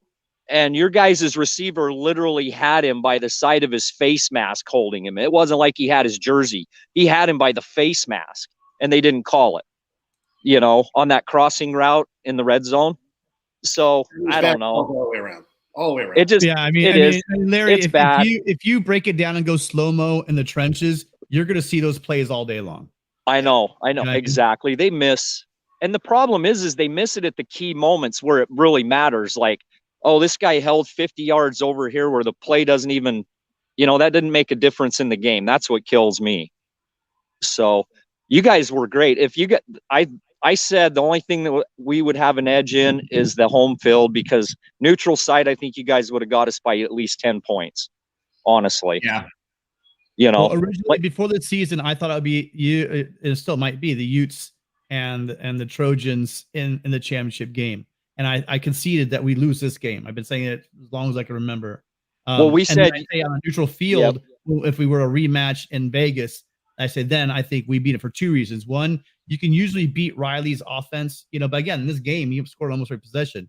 But usually the second time through, he really, really takes it to their teams. So Here's the question: how many people in the chat had USC 6-1 at this point of the year? If you did, let us know. Let us also know what you had for our record after the Utah game, after 7 games going into the bye week. I had us at this point 5-2. Me as well. So I'll take it real quick. Thank you for the super chat to King there. UCLA is in first place. Yeah, it's a little crazy. Although we'll see what happens up in Autzen. For the sake of USC and our own destiny, and everything, I guess we have to hope UCLA wins. But that's going to be a rough game for them. I think we'll see. It's going to be wild. I see Ducks and Trojans. If we make it to Vegas, I'm going to have to come back to Cocoa Beach because this is my good luck charm. It's a three-way tie. It's a three-way tie. I do believe that the Ducks and the Utes and they beat Utah. Sorry. So the Ducks, it's a two-way tie between the Ducks and the Bruins, correct? Yeah. Yep. And they play next week. Defeated in the Pac-12. Yep. And we'll decide next week. Yeah, exactly. Dale says 10-2 would be a nice first-year record. You're absolutely right. Although 11-1 is still possible. That's wild. It's wild. Yeah. I didn't think USC would lose. I mean, I was like, gosh, is there any way? I thought they might lose to Notre Dame, maybe Utah, and maybe got by one team. I didn't see them losing more than 3 games, 3 at most. But you had better faith than we did. Yeah, they got too much talent, just way too much talent. Yeah, I but mean, it's happening. We don't know what happened in this game, and that's you lose Addison and you lose Gentry for let's say a month. That changes the dynamic. I mean, look what happened in the second half. It changed. Right, but you got to figure Utah is missing their Jordan Addison. They're missing Brant Keithy. Yeah, but on our defense, we are very, very thin. Yeah, that's true. That's Yeah. true. I understand. Listen, I understand people are injured, but this is football. People are going to get hurt. Kincaid had over 100. Lincoln Riley will have the depth to where this isn't an issue. But as for a first-year head coach, this will be an issue, and this is part of the process. That's why I had the Trojans going 8-4 real. Yeah. Because at some point, the injury bug is going to hit you, and you just got to be realistic, just like you pointed out. So, hey, and we still might finish 8-4. You don't know. No, I think that is it, Larry. So one game the at a time. 8-4 number is built on the fact that when was the last time you saw an offensive line go through a season, without significant injuries? It happens, but it's very rare. And the USC's offensive line, we've sustained some injuries, and we've done a good job, but we're still very paper thin. We lose a couple linemen, it's going to get really tough for USC down the stretch. Yeah, but when you got Caleb Williams doing that magician crap, I mean, that was amazing tonight, what he was doing back there when they could get to him, if they could. Like he was amazing I haven't seen anybody get out of pressure like that since Vince Young, really, to be honest. Who did you notice was on the sidelines? He's at the game. He's at the game. It gave me a little PTSD from that one time. He hates Exactly. USC so bad he had to come stand on Utah's sideline, I guess. I don't funny that you think our games anymore. We always lose close ones when Vince Young is there. Jeez. Yeah. Vince Young is banned from our games. Rose Bowl score. Larry. 41-38, something like that. Larry, it's funny you think that he reminds you that you think Williams. You know what reminds me of oh my God, it's blanked out his name. What were we talking about? Vince Young. Vince Young. The thing about Vince Young is your back rising on that, especially on that 2-point conversion. I was having flashbacks. He went to his left instead of his right to the corner. But man, that size and speed that he has, you can't tackle that dude solo. You know what I mean? And so on that run, I was just closing my eyes because I knew he was going to keep that thing. And that was just, size, speed, and strength, and it was a great play call. He had a great game tonight. He had one of his best. I think he played his best game he's ever played at Utah. He played tonight. So if he wouldn't have, we wouldn't have had a chance. Well, hey, his best game, the biggest crowd in USC's last game at Rice Eccles. You guys are going to miss us. You know that. So yeah, this is going to suck. I don't know. Utah's, I don't know. Maybe the Big Ten will go to 20 and we'll get an invite. I doubt it, but anyway. Hey, well, we'll leave you with the Pac-12 refs. So we lost the game, but you guys still got the Pac-12 refs. So sucks to be you guys. Yeah, but you're still going 11-1 and going to the championship. There you go. And we'll soon be in the I already years. Yeah. Hey, I'd love to see this game again in the championship. That'd be something else, wouldn't it? Yeah, I don't know. Maybe you guys get into the CFP and we can only go to the Rose Bowl, so maybe it would work out. Yeah, you know what? I'm all in. It sounds good. The best we can do is the Rose Bowl anyway. So Larry, did I just hear CFP for USC even after this loss? Yeah, because they're going 12-1. I hate to break. I don't think a 12-1 team from the Pac-12 makes the playoffs. Darrell, hold on. Let me answer Darrell. that. Let me answer that one. Darrell, it's because you're from the SEC and outside your bubble, you think that you guys are the only ones that can get in without being undefeated.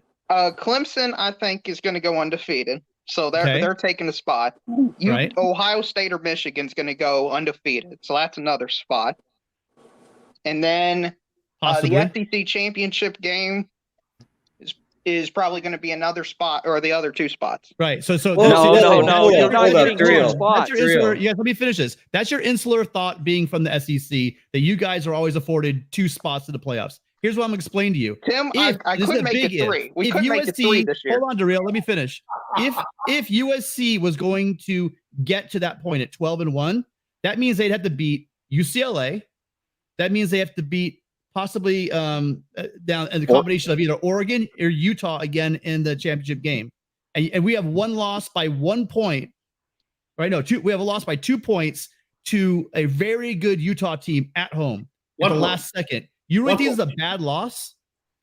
It's not a bad loss, but I think the other resumes are just better, slightly better than USC. Well, I'm so not saying let me USC is a derail. bad team. Yeah, guys, hold on. We're not going to have the SEC nonsense discussion because there's a lot of football to be played before we would even be dealing with that point. And, The and committee- There's so many ifs there that I don't even want to have that. I'm going to end that. I'm going to end this discussion. Well, I'm But going it is a I'm going to finish compliment it to then. Hold on. I'm USC going and to how say good this. they are. We Tim's can going to have make one this point, discussion. and then we're going to end. Yeah, Tim, I'm gonna 30 make my seconds, go. point. I'm going to make my point. Here's the Okay. point.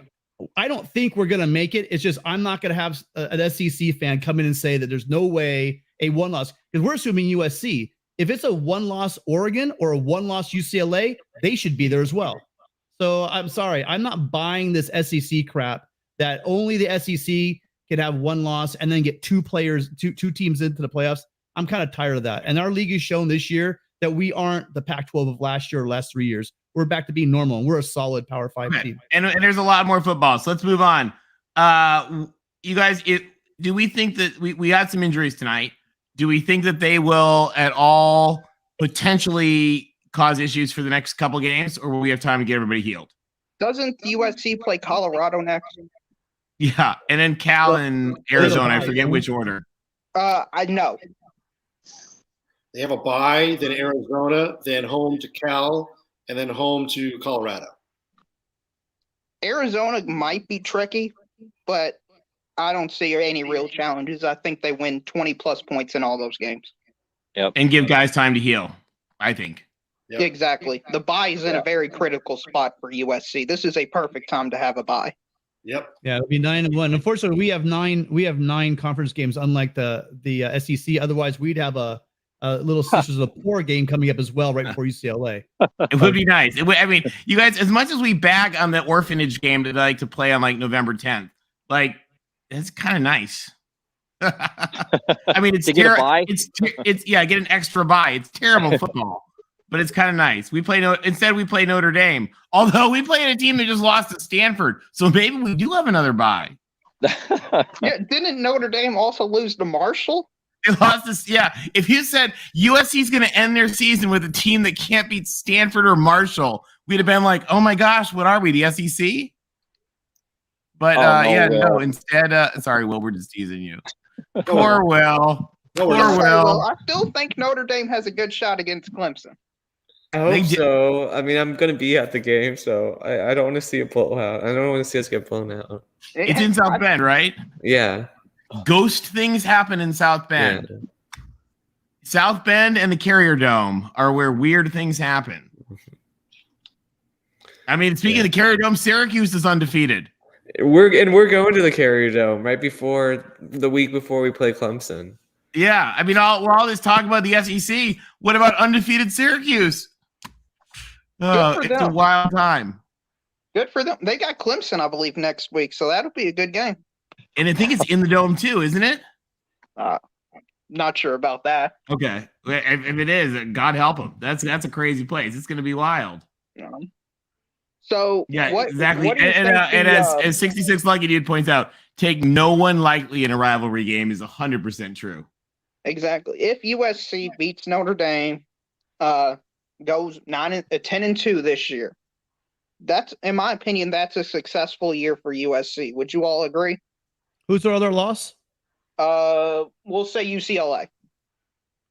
Well, considering everyone on this panel was saying 8-4, I think for us Let's three, throw the say, glitter in the air. Throw some glitter, make it rain, as season. Kevin would say. Yeah, if you go from 4-8 to 10-2, rebuilding a whole roster in 1 year. But I said this earlier as well. There's a big aspect of this that people got to keep realize is also that if we go 9-3, 10-2, 11-1, so you guys have Trojans out there. Do you know how we recruit when we have 10-win seasons at this school? It's going to be beautiful. A ridiculous waterfall of riches for us. Not to mention, there's a lot of guys out there, linemen included. There's a lot of 5- and 4-star linemen that are really upset about their playing time. It's just going to get better the way Riley has showcased this offense. I can't imagine anyone in the country not want to play in this offense. Yeah, and I'm very impressed with the cultural fit that Lincoln Riley has managed to achieve. I thought for sure there would be some type of rift just because of the amount of movement and different parts and pieces, but there hasn't been any of that. And USC players are looking inspired. You have that one guy I saw come from the medical tent out onto the field, hyping up his players, and then he ran back into the medical tent. That's just limping. awesome. He couldn't even really walk, and he's limping his way out on the field to rally everybody. Is that The Axel? giraffe? Yep, Eric Gentry. Yeah, and the angry giraffe. But the thing is also on that is you also saw Caleb Williams a little bit earlier. He wasn't talking to his offensive lineman. He was hyping up the defense. Say, guys, get out there and let's do it. And so the whole issue with that is that there is that culture that people were talking about, how you can put it all together. It's a little easier on defense because, quite frankly, a lot of those guys on defense are transfers, but it just seems like everyone's buying in. So, yeah, there is no cultural rift. Great point, Daryl. Daryl, I think you bring up a great point. I just recalibrated my expectations now that we've played 7 games and I've seen who this team is and I've seen what the potential is. I'd be disappointed if we lost to UCLA. I'd be disappointed if we lost another game. This team has the ability, having seen what we saw today with Notre Dame losing to Stanford, there's no reason why we shouldn't be 11-1. 11-1. Yep. We should beat UCLA. If we lose to UCLA in the Rose Bowl, that's a disappointment.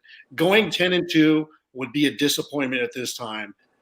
Really, it's 11-1 and qualify for the Pac-12 championship game. That's what the expectation should be now, and that's what I'm saying.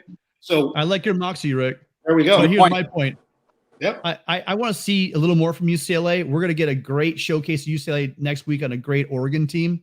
I like what they did against Washington. That win's not really as impressive as it was before. But what they did to Utah, even though it's Utah on the road and not Utah at home, right? They did at their home and not in Salt Lake City. It was still an impressive win. And I think here's a wild card. If DTR is hot like he was, he could play with, we will be in a battle. The question is that team we saw against Utah, is that the team? And also, here's one more thing, Larry, hate to say this. I was not overly impressed. I was worried about this daunted secondary of Utah. I didn't really see that in this game. So that might diminish what I thought about what happened in the Rose Bowl a little bit. But you guys still, obviously, you beat us, right. and you're a good team. I want to see what UCLA can do on the road at Autzen and going forward before I decide either A, if I think it's an automatic win, or B, we're going to be in a dogfight. Right. I think, the secondary is not bad, but when you give DTR or Caleb Williams 5-6 seconds, I don't know of any corners in the country that can really cover 4 wideouts with that speed for that long. I mean, any secondary that could hold up for 6 seconds would be the most amazing thing ever. So, and that's what's frustrating is that USC was doing that. Yeah. 21-7. Hey, we've got the passing game when we want it. Let's run the ball, eat clock, control clock, and then mix in some misdirection, play action, and hit a kill shot deep because they can't cover us. But for some reason, we didn't do that, and we have to live with the consequences, and it is what it is. And Utah, credit them. They beat us. What we learn from this, we move on, we fight on. Yeah. Well, everybody thought if you go out and throw the ball around and run the score up and get two touchdowns on them, Utah was going to quit and the crowd would be out of it.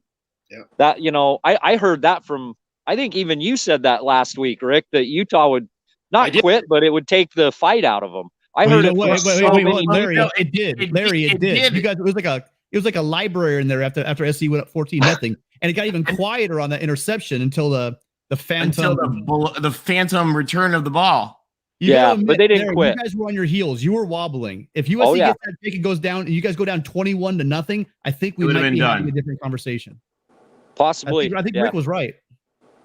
Yeah, they didn't quit though. They were down by 2 scores, and I mean, they didn't quit. That's not, it was a good battle.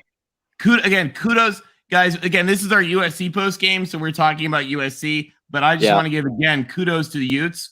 Like, that was a wild crowd. They were a well-coached team. They were well prepared. They played their hearts out, and they deserve every bit of celebration. They're probably still on the field, and they deserve it. It was a hell of a game. One of the announcers said the poise of your guys' quarterback, Utah's quarterback, whenever he got on center, you could see his eyes were just locked in. He's a good quarterback. He's a really, really good quarterback. Kind of hate to say it, but he is. Yeah, he's really good. As we've said all year. Like, I mean, and guys, again, I think Utah should be undefeated. Utah should have beaten Florida. Yeah. And probably ranked above us in reality. So, okay, hold on. Joining the show right now, we got good friend of the show, Beeve extraordinaire, Connor Johnson. Connor, welcome to USC Postgame. Fellas, I chose to call in over here rather than Mark Rogers because they're not talking Pac-12. They don't do it very often over there. They really don't. Hey, guys, real quick, let's, Connor, because you were following that game. Those are two teams we both here have a lot of respect for. We thought they played USC great. Congrats to your Beeves. Give us your quick thoughts on that game. Yeah, I think. Then we'll get back to USC. I think that was two kind of like right, steady, middle. Since the bottom is so bad, like middle is probably deflated. But it was us. They're both good middle teams. They're both good teams. Both solid teams, and I think the winner was going to go away from that. I mean, now we have Colorado and then a bye before Washington on the road. There's a good chance we get to, and then we have Cal, ASU before Oregon. So there's a good chance we can get to Oregon. With just having those two losses, realistically, that game in Seattle will be tough with our freshman quarterback, but he played pretty good tonight. Only had one mistake. Wazoo just couldn't do enough on offense against our secondary. So, yeah, I mean, we controlled the game for the most part. Wasn't too stressed. Coletto, 2 touchdowns, 2 running touchdowns, fumble recovery. I mean, he does it all. He really does. And congrats again to the Beavs, because that's a hard fought win. Be ranked. I hope so. Maybe not. Wazoo was receiving votes. I think they were the top team receiving votes in the AP poll. So your only losses are to USC and Utah. And Utah, yeah, the two teams that played tonight. And we played Utah better than the score suggested, albeit a loss is a loss. And then obviously the USC game was tight. So I think the nation's still sleeping on the Bees. We had to right the ship last week. Scary versus Stanford. But I called it. I don't know. I was telling Will, look out for Stanford. They have the talent. They played USC pretty well earlier in the year. Shaw, I think, kept his job after tonight for at least one more season. That's very true, isn't it? To go to Notre Dame, yeah. I mean, yeah, Notre Dame's not having the best year, but week 1, Notre Dame looked pretty good against Ohio State. I still think Notre Dame could maybe surprise and get one of the 2 big ones they have left. Maybe not. I think I'm just being optimistic for Will. Yeah, I'm not sure about Stanford playing USC very well either. They got a late garbage touchdown. USC really kind of smacked Stanford around. But it was a good game for the Beavs. And that game last week, I didn't call in last week. I only caught the final possession because I was at a wedding, and I turned it on and I just immediately accept defeat. And then the Trayshawn Harrison play that looked exactly like Stephon Diggs against New Orleans in the playoffs a few years ago, where the safety was just kind of frozen his tracks. So that was fun. We needed that. That would have been demoralizing, and I think that probably flipped the season, gave us the confidence to get back. I was telling DeReal, I think there's a real shot we get to the Vegas Bowl, which is against the SEC. So maybe we play Kentucky there. Some bowl would be the ACC. We're in line to make one of the better bowls this year, having just played in the Jimmy Kimmel Bowl. That's the worst Pac-12 bowl, so that'll probably be Wazoo this year. Well, hey, Connor, do you know what Pac-12 I want to hear you in the Pac-12 show. Come visit us on Wednesday, because we got to get back to SC. All right, we get back to SC. We can talk SC. Hey, how about those helmets from Utah? Did they have both of the players that passed on? They did. They had both the players' faces on them. It was actually those helmets are actually pretty sweet. I've never seen a face on a helmet before. pretty cool. In the blackout, Rice Eccles is up there, one of the toughest places to play.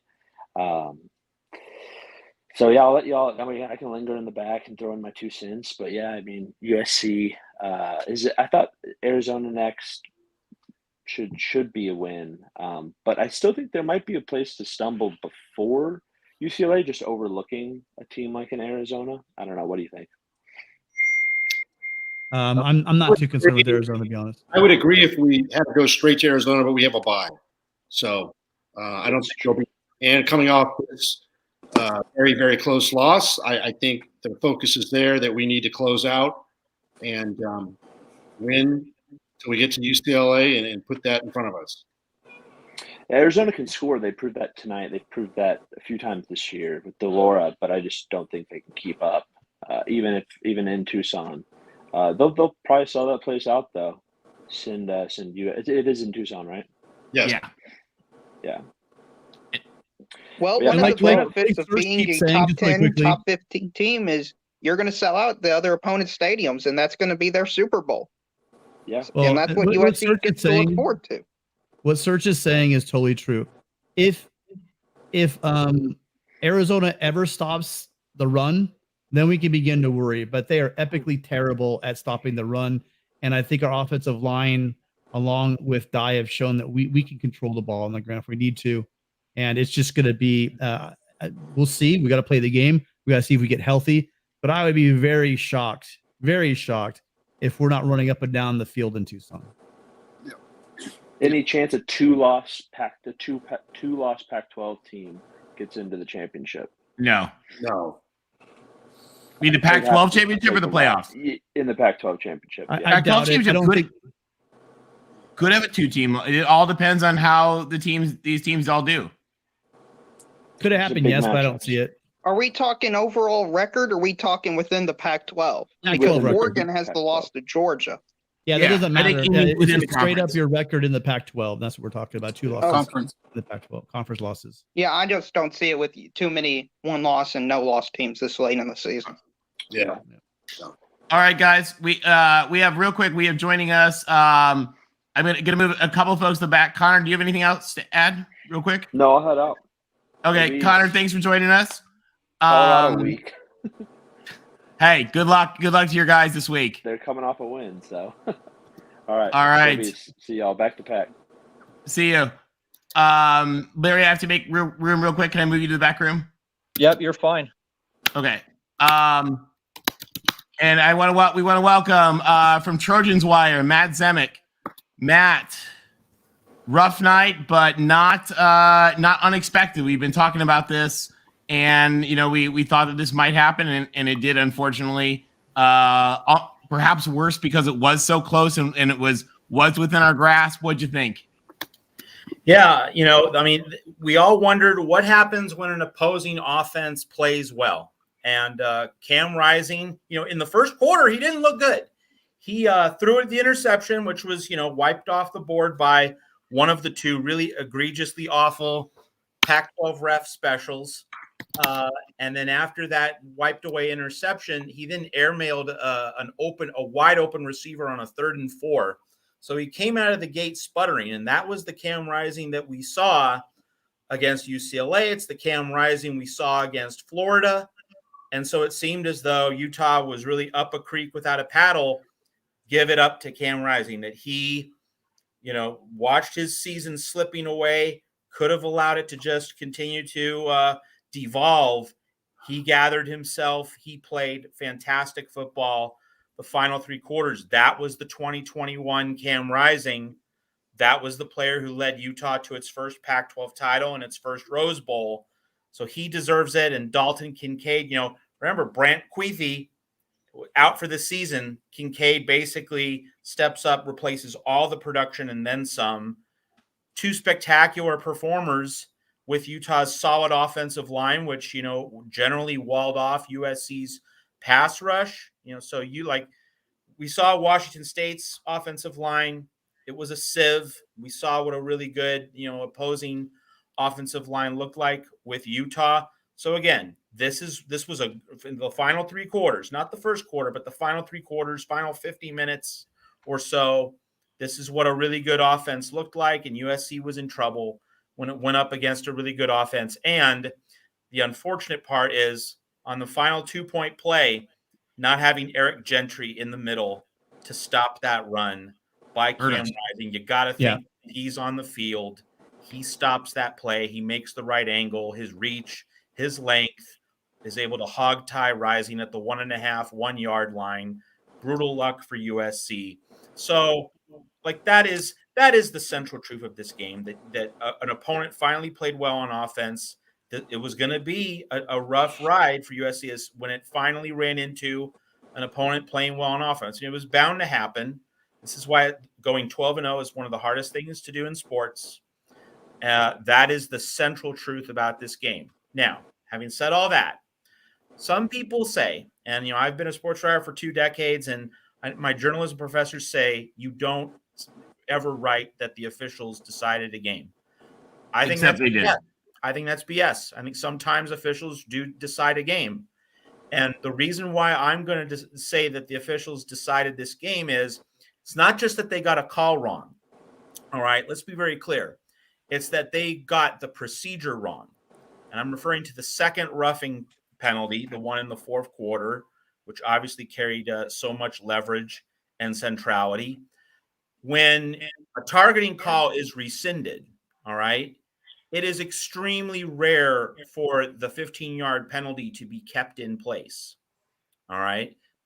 If a targeting call is rescinded, 99% of the time the penalty is rescinded as well.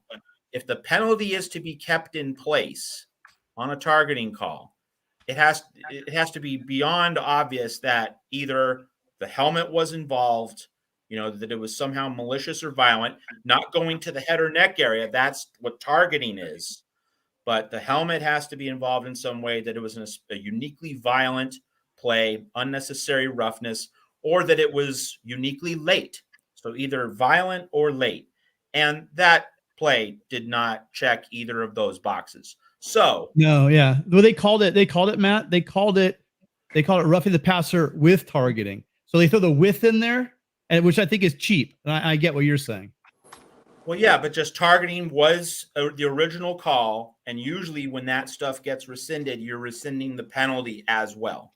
It is very rare for the penalty to be kept in place as a point of procedure. See, we're not even talking about whether it was targeting or not, because that got rescinded. It was more about the application of, are you withdrawing the penalty as well? And so keeping the penalty, it has to be clear. It has to be beyond obvious that it's still a 15-yard penalty, even though we're not going to eject the player from the game. And it just didn't rise to that standard.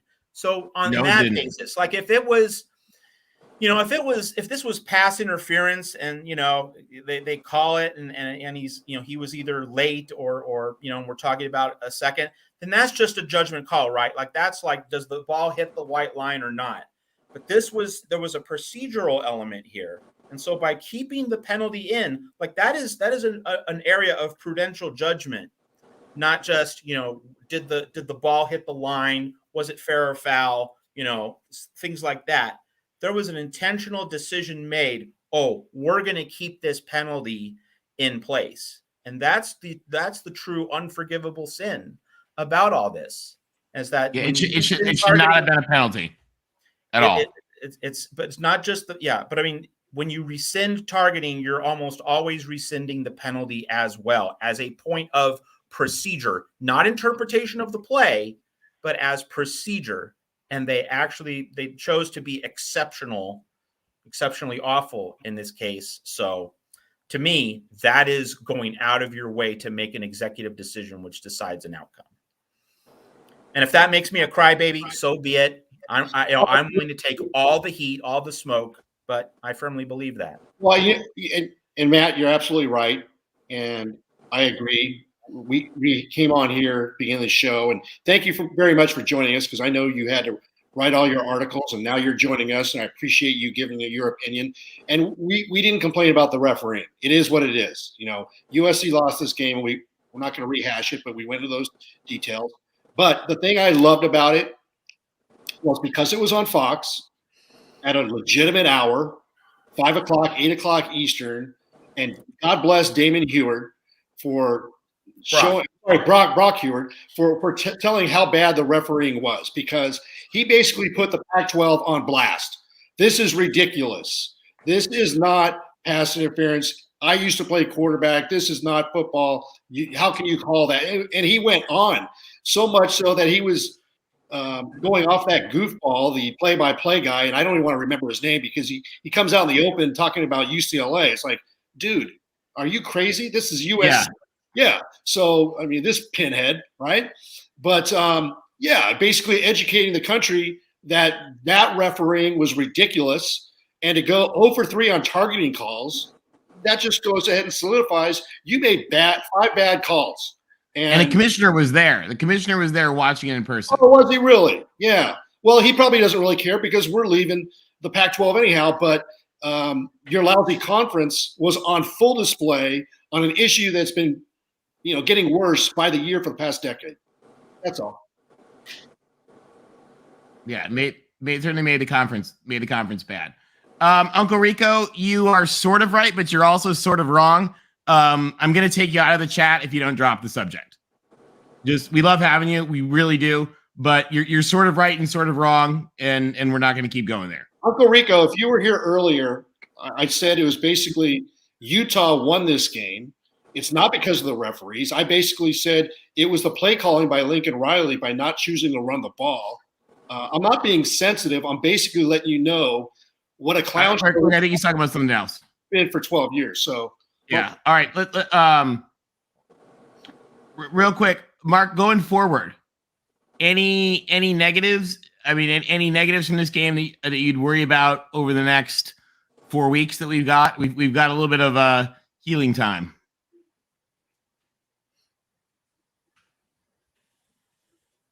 Oh, Mark, I think that's for you. Or Matt. I'm sorry, Matt. I'm sorry, guys. It's late. Okay. I'm sorry, Matt. I'm sorry. It's 2 a.m. I was telling you, Mark. It's been a long night. It has been a long day. No, I mean, obviously a couple weeks to heal up, and Arizona has allowed 49 points for the 3rd time in the last 4 games. So, that game, I mean, it could be a trap. It might be a night game in Tucson. I kind of hope it's an afternoon game, but that's really immaterial. But USC should be able to get past that road game, and then a chance to breathe. Like Arizona could be a little tricky, but Cal on the first weekend of November, Colorado on the second weekend of November, and that Colorado game's on a Friday, so you get an extra day of rest before the UCLA game. And then, hey, Notre Dame losing to Stanford at home. My goodness.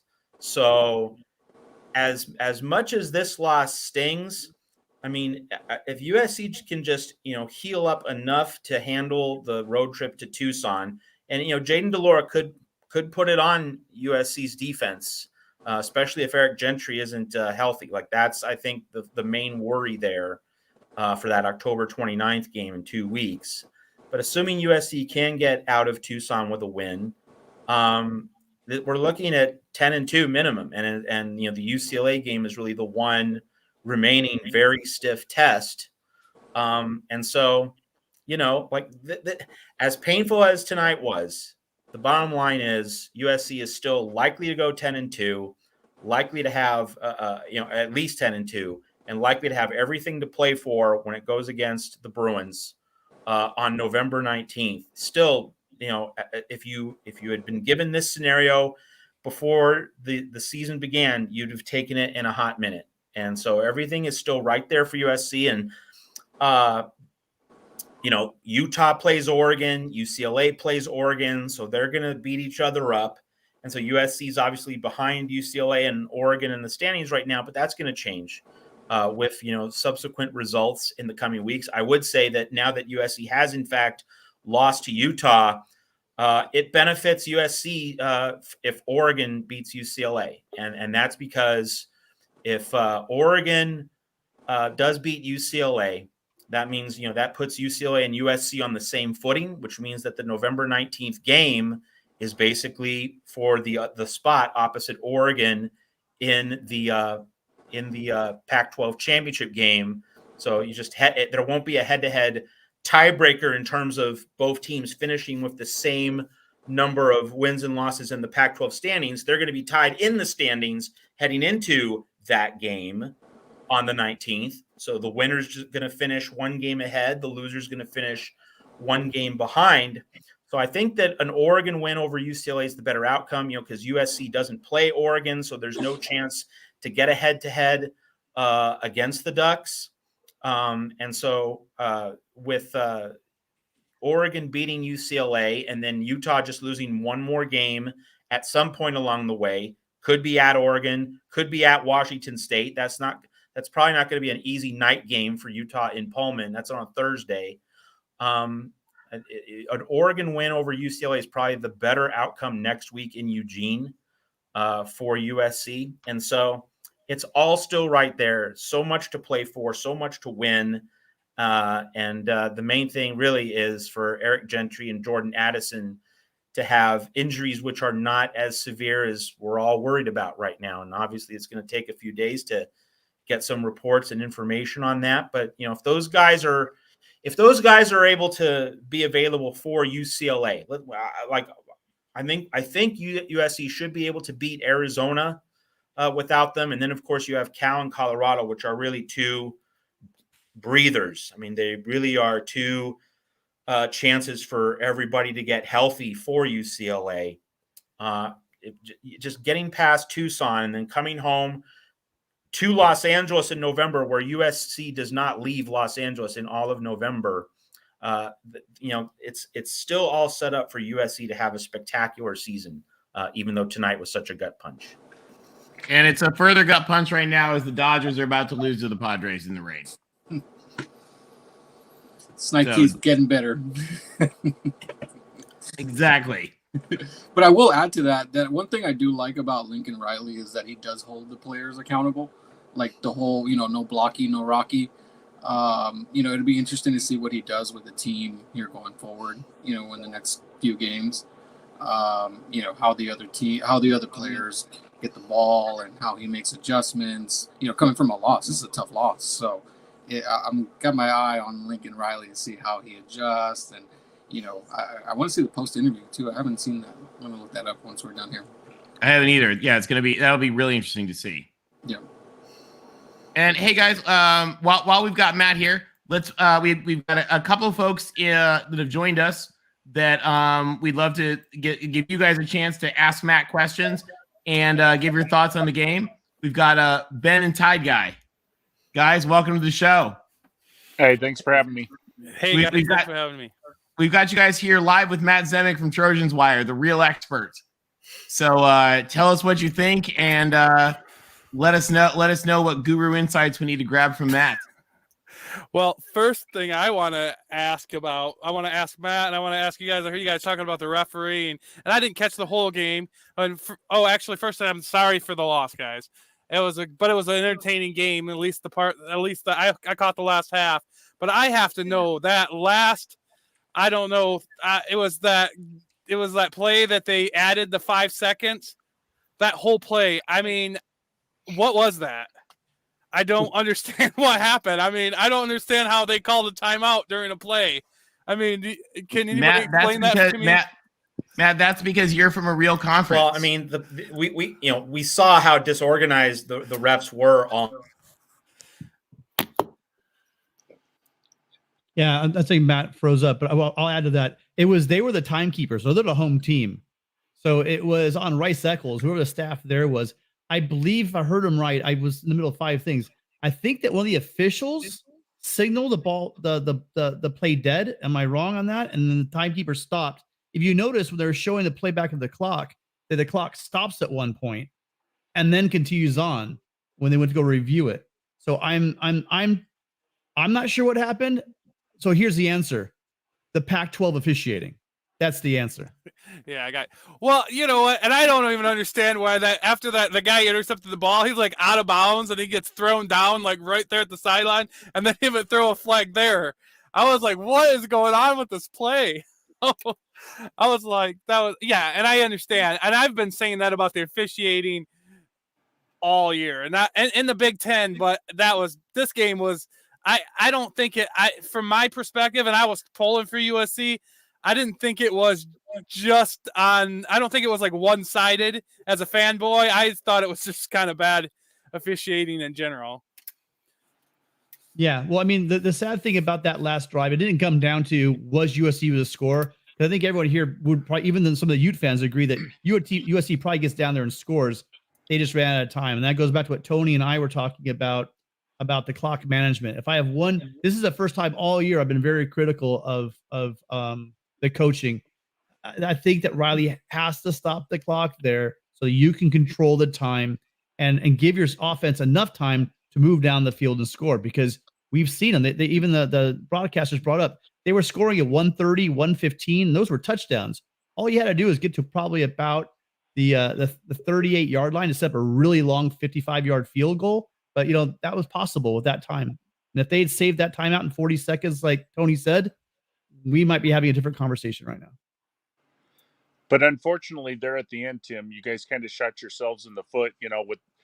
With the kick return, you got the holding call, and then the very first play, you got another holding call, and then you got an offside, a false start.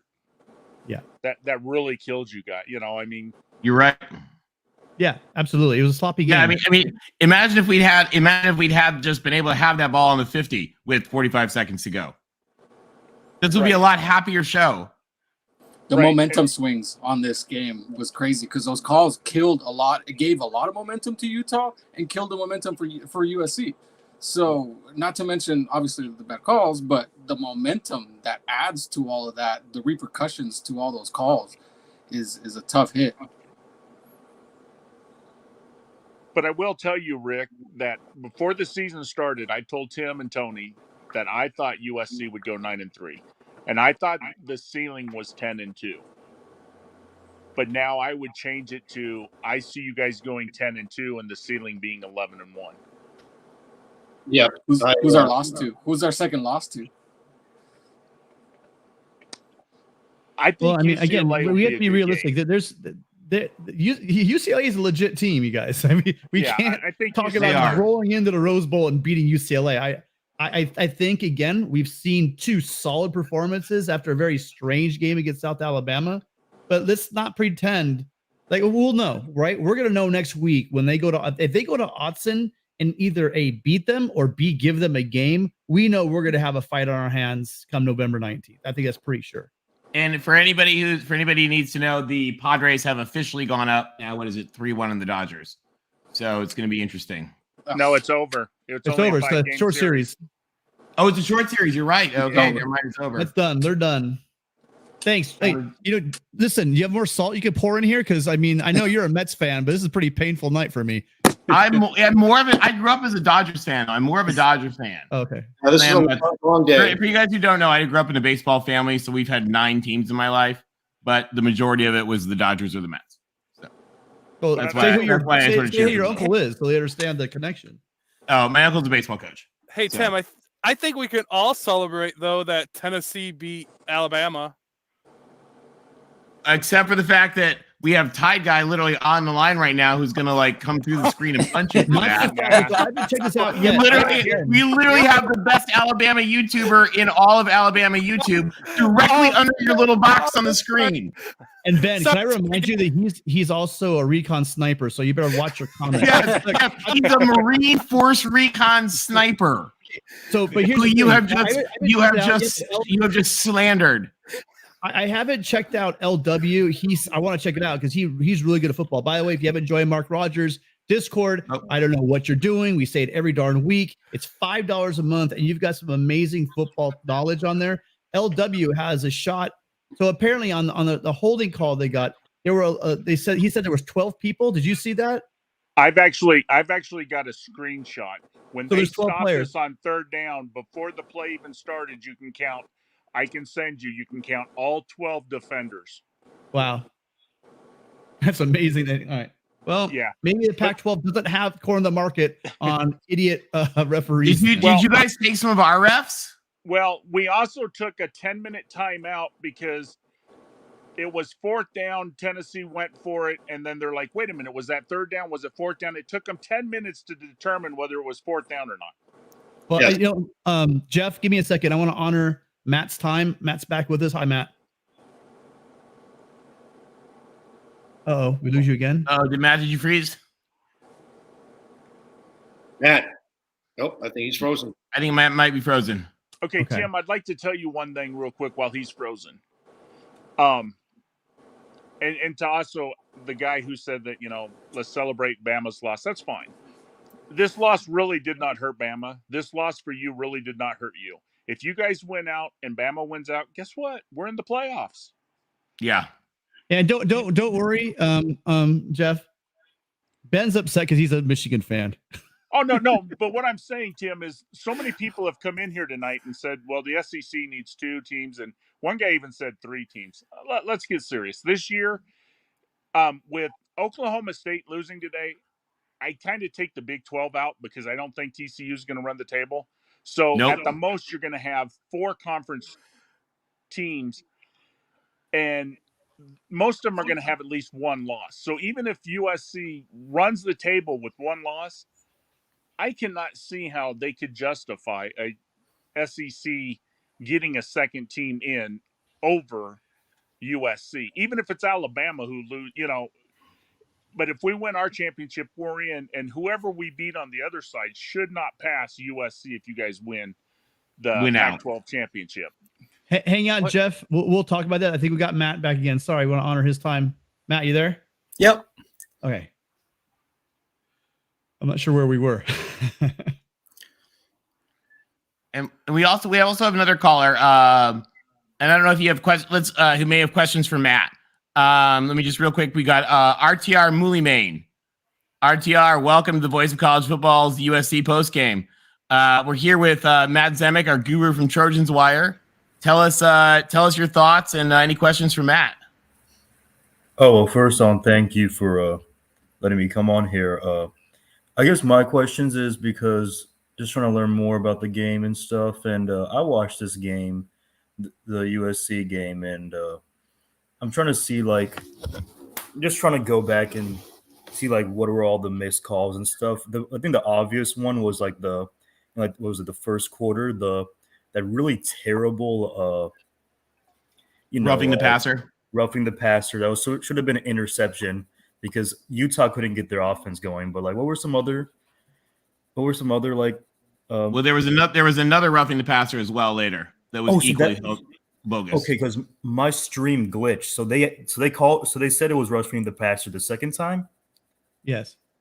Oh my goodness. Yeah. No. There was also pretty questionable pass interference in the end zone. That was very questionable, and legs got really questionable. Lincoln Riley was furious. I'm trying to remember that play. I remember him getting screaming at the refs. That was the play where Cam Rising threw the ball 10 yards out of the end zone. Even Superman would have been able to catch that ball. And yet, uncatchable ball is one of the least enforced principles of the football rule book. So another real black eye there. Yeah, that was. Matt, even though anyone be close to Superman status, I think Kincaid was pretty close to Superman status today. Mm-hmm. No, he was a Superman, no question about that, but he doesn't have a cape. Yeah, right. No, you're right about that play. That wasn't even close. Even though from my angle, it looked like the receiver did get tripped, but it wasn't even close. It was going into the stands. I will say though, I'm seeing so much anger when I open up my timeline and stuff to the point where it's okay, yeah, the refs screwed y'all over. But if I'm gonna be honest, once there was the offense for Utah was rolling after that bad roughing the passer. I mean, they were kind of unstoppable too. So yes, you guys definitely deserve to win that game. But I'm just saying, Utah did score a lot on you guys, and the reason why I'm saying this is because I'm now looking, how do you guys project? Do you still think you can just win out? Because I didn't get to watch too much of the Oregon State game, but I know that was also a close game as well. And that was more of a low scoring game. How do you feel about this team moving forward? I think it just comes down to the UCLA game and getting healthy for that game. Really, again, Arizona could become a problem if Jaden Delora is on his game. Like Arizona could hang 40 on USC's defense, especially if Gentry's not healthy. But again, Arizona has allowed 49 in 3 of its last 4. USC should be able to pick the number on offense. We need to see USC scoring in the 50s in that game, and it should be able to. So you get out of Tucson, and then basically, let's just remember Lincoln Riley's in a position to rest a lot of players, not just during this off week, but during those Cal and Colorado weeks. Like USC can be missing a couple pieces and still handle Cal and especially Colorado comfortably to get everyone healthy for UCLA. And that's the test. That's really is the big test. And it's going to be extremely difficult. Like UCLA has everything that Utah has, only with also Charbonnet, an upgrade from Tavion Thomas. UCLA's offense is everything that we saw tonight from Utah, only better. And so that is a real problem for USC.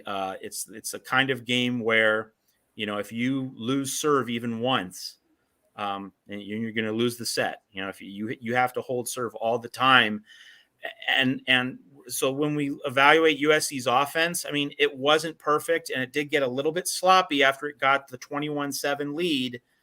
If you were going to say that the USC offense, failed to do its job, it was in that pocket of play in the game, and especially with Utah getting the ball first in the second half. That was kind of the bridge period that enabled Utah to get back in the game. So USC's offense wasn't perfect, but really, if you're expecting an offense to be perfect to win, this was the reality check on the defensive side of the ball. We expected more of these games to occur in 2022. We finally got one. And so, I don't have a lot of complaints for the offense because let's be realistic. When you put up 42, when you have 2 great tie-breaking drives in the second half, one of them was a 11-play, 90-yard drive. Just could not ask for more out of each and every player on that offense. Everybody did their job. But this was a game in which, 50 points were needed instead of 42. And that's how it goes sometimes. And I with Mark Rogers on our weekly USC show, which is now on Mondays, it used to be on Tuesdays, I mentioned that, Nick Saban, he did not like where football was headed several years ago. And he asked, is this what we want football to be?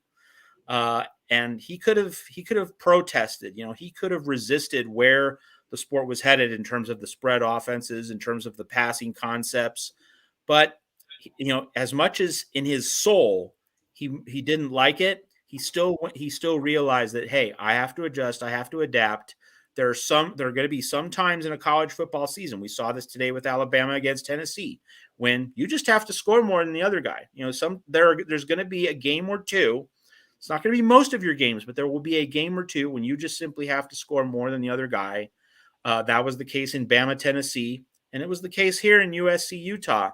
And so USC scoring 42, it didn't turn out to be enough, but it's just, we knew that this defense was going to run into this kind of game at some point. And I think that, the weaknesses that we saw from Oregon State's Chance Nolan and then from Washington State's offensive line, I mean, the Cougars did not look good tonight against Oregon State. Just other Pac-12 opponents had lots of limitations that Utah did not have. And as soon as Cam Rising returned to his 2021 standard, which had largely been missing from the first half of the season, when Cam Rising rediscovered what made him so good last year, that was USC's misfortune to run into, a quarterback playing at that level.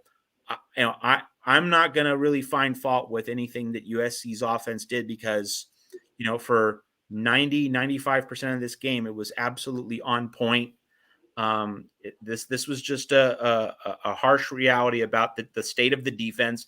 And it also shows, here's the encouraging note. It's not really a 2022 note. It's a long-term note.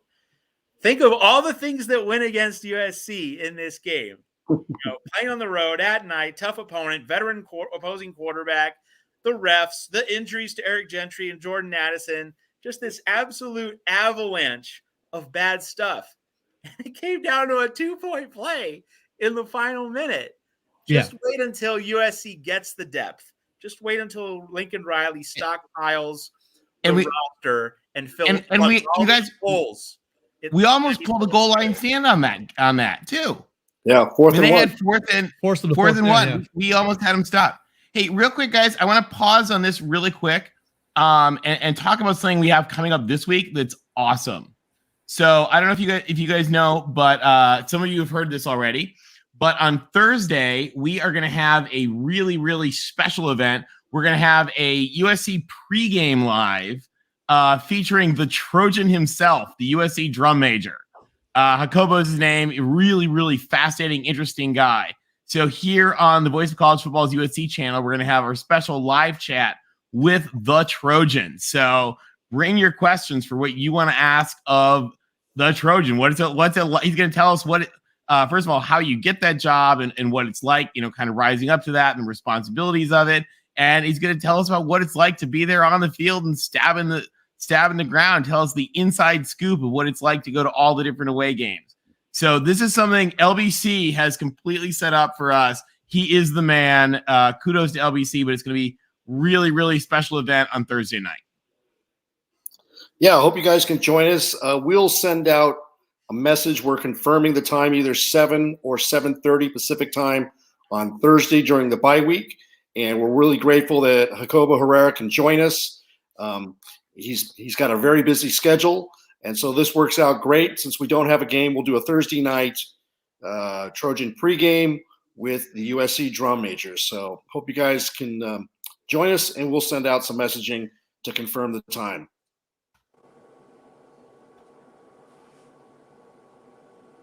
It'll be a lot of fun. We hope you guys can join us. And again, thanks to everybody. We've gotten so much great feedback from our chat with the Washington State Chancellor last week.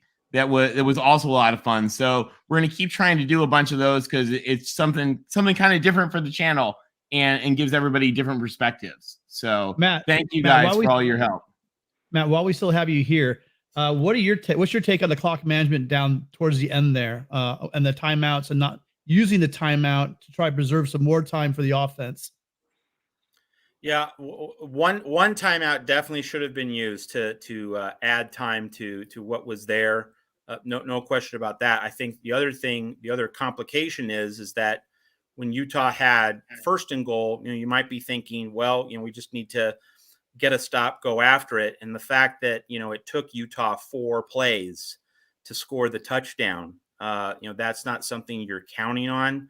But nevertheless, one of those poker chips, one of those timeouts should have been used without question. There's no doubt about that. Yeah, it was a bit disappointing. I don't know if it was the altitude. I don't know if it was, like you said, the lack of Gentry. I was talking about that. How much different this game had been if we had Addison and Gentry in the game in that fourth quarter. But, you really think back on this year, we were getting those stops inside the 5 almost on the regular. It just seemed like, you can get down to our red zone, but, good luck getting into our end zone. You're kicking a field goal. And it's a shame we didn't force them into more field goals because, my God, their kicker looked terrible. So getting inside down that 5, I honestly had hope. But then, when he goes all Vince Young on us off the left side instead of the right side, it was pretty painful to watch. Well, and Utah was 3 of 3 on 4th downs, and for a defense which has its limitations, you have to win enough of those high leverage plays. Now, of course, the caveat here, of course, is if those 2 roughing calls don't exist, USC would have gotten off the field. And this is a small point. I'm not going to belabor it too much, but some people will say, well, they could have called lots of holding on USC. They could have called pass interference on USC, and you're just whining about, that you didn't get the calls your way. Let's just be clear. The calls that didn't go USC's way affected changes of possession. Now, a holding call, an offensive pass interference call, those don't affect changes of possession. So the leverage and the weight of some calls was a lot bigger than others. That's a little nuance that is worth pointing out. And 4th and short becomes very manageable when you have a quarterback who's 6'2", 218. So, yeah, and very athletic. That was the story on that fourth down. Those 3 fourth downs. Matt, question for you. One of the things that Coach Riley talks about a lot and other coaches talk about is controlling what you can control. And the one point that I brought up, and I don't think you were with us at that point during this post-game show, was when USC was up 21-7 and we had scored some quick touchdowns. We were getting enamored with the big play. The third touchdown was a 4-play drive, a little bit over a minute with like a 60-yard pass to Mario Williams, which the drive concluded just at the beginning of the second quarter. I was surprised that we didn't try controlling clock and run the ball with Travis Dye and Austin Jones to limit the possessions, to keep the crowd out of the game, because you saw what was happening with Cam Rising and Dalton Kincaid. So by doing that, you control what you can control. You just did that at the Coliseum against Washington State, and you limit their possessions. And I was surprised that we did not do that. If you do that, you don't even talk about the referees. So the opportunity to control what you can control, I think that's where Lincoln Riley erred, because this is a different environment where you're playing at altitude, and you can tell at the end of the game, our defense was just tired. That could have contributed to fatigue, injury. We don't know.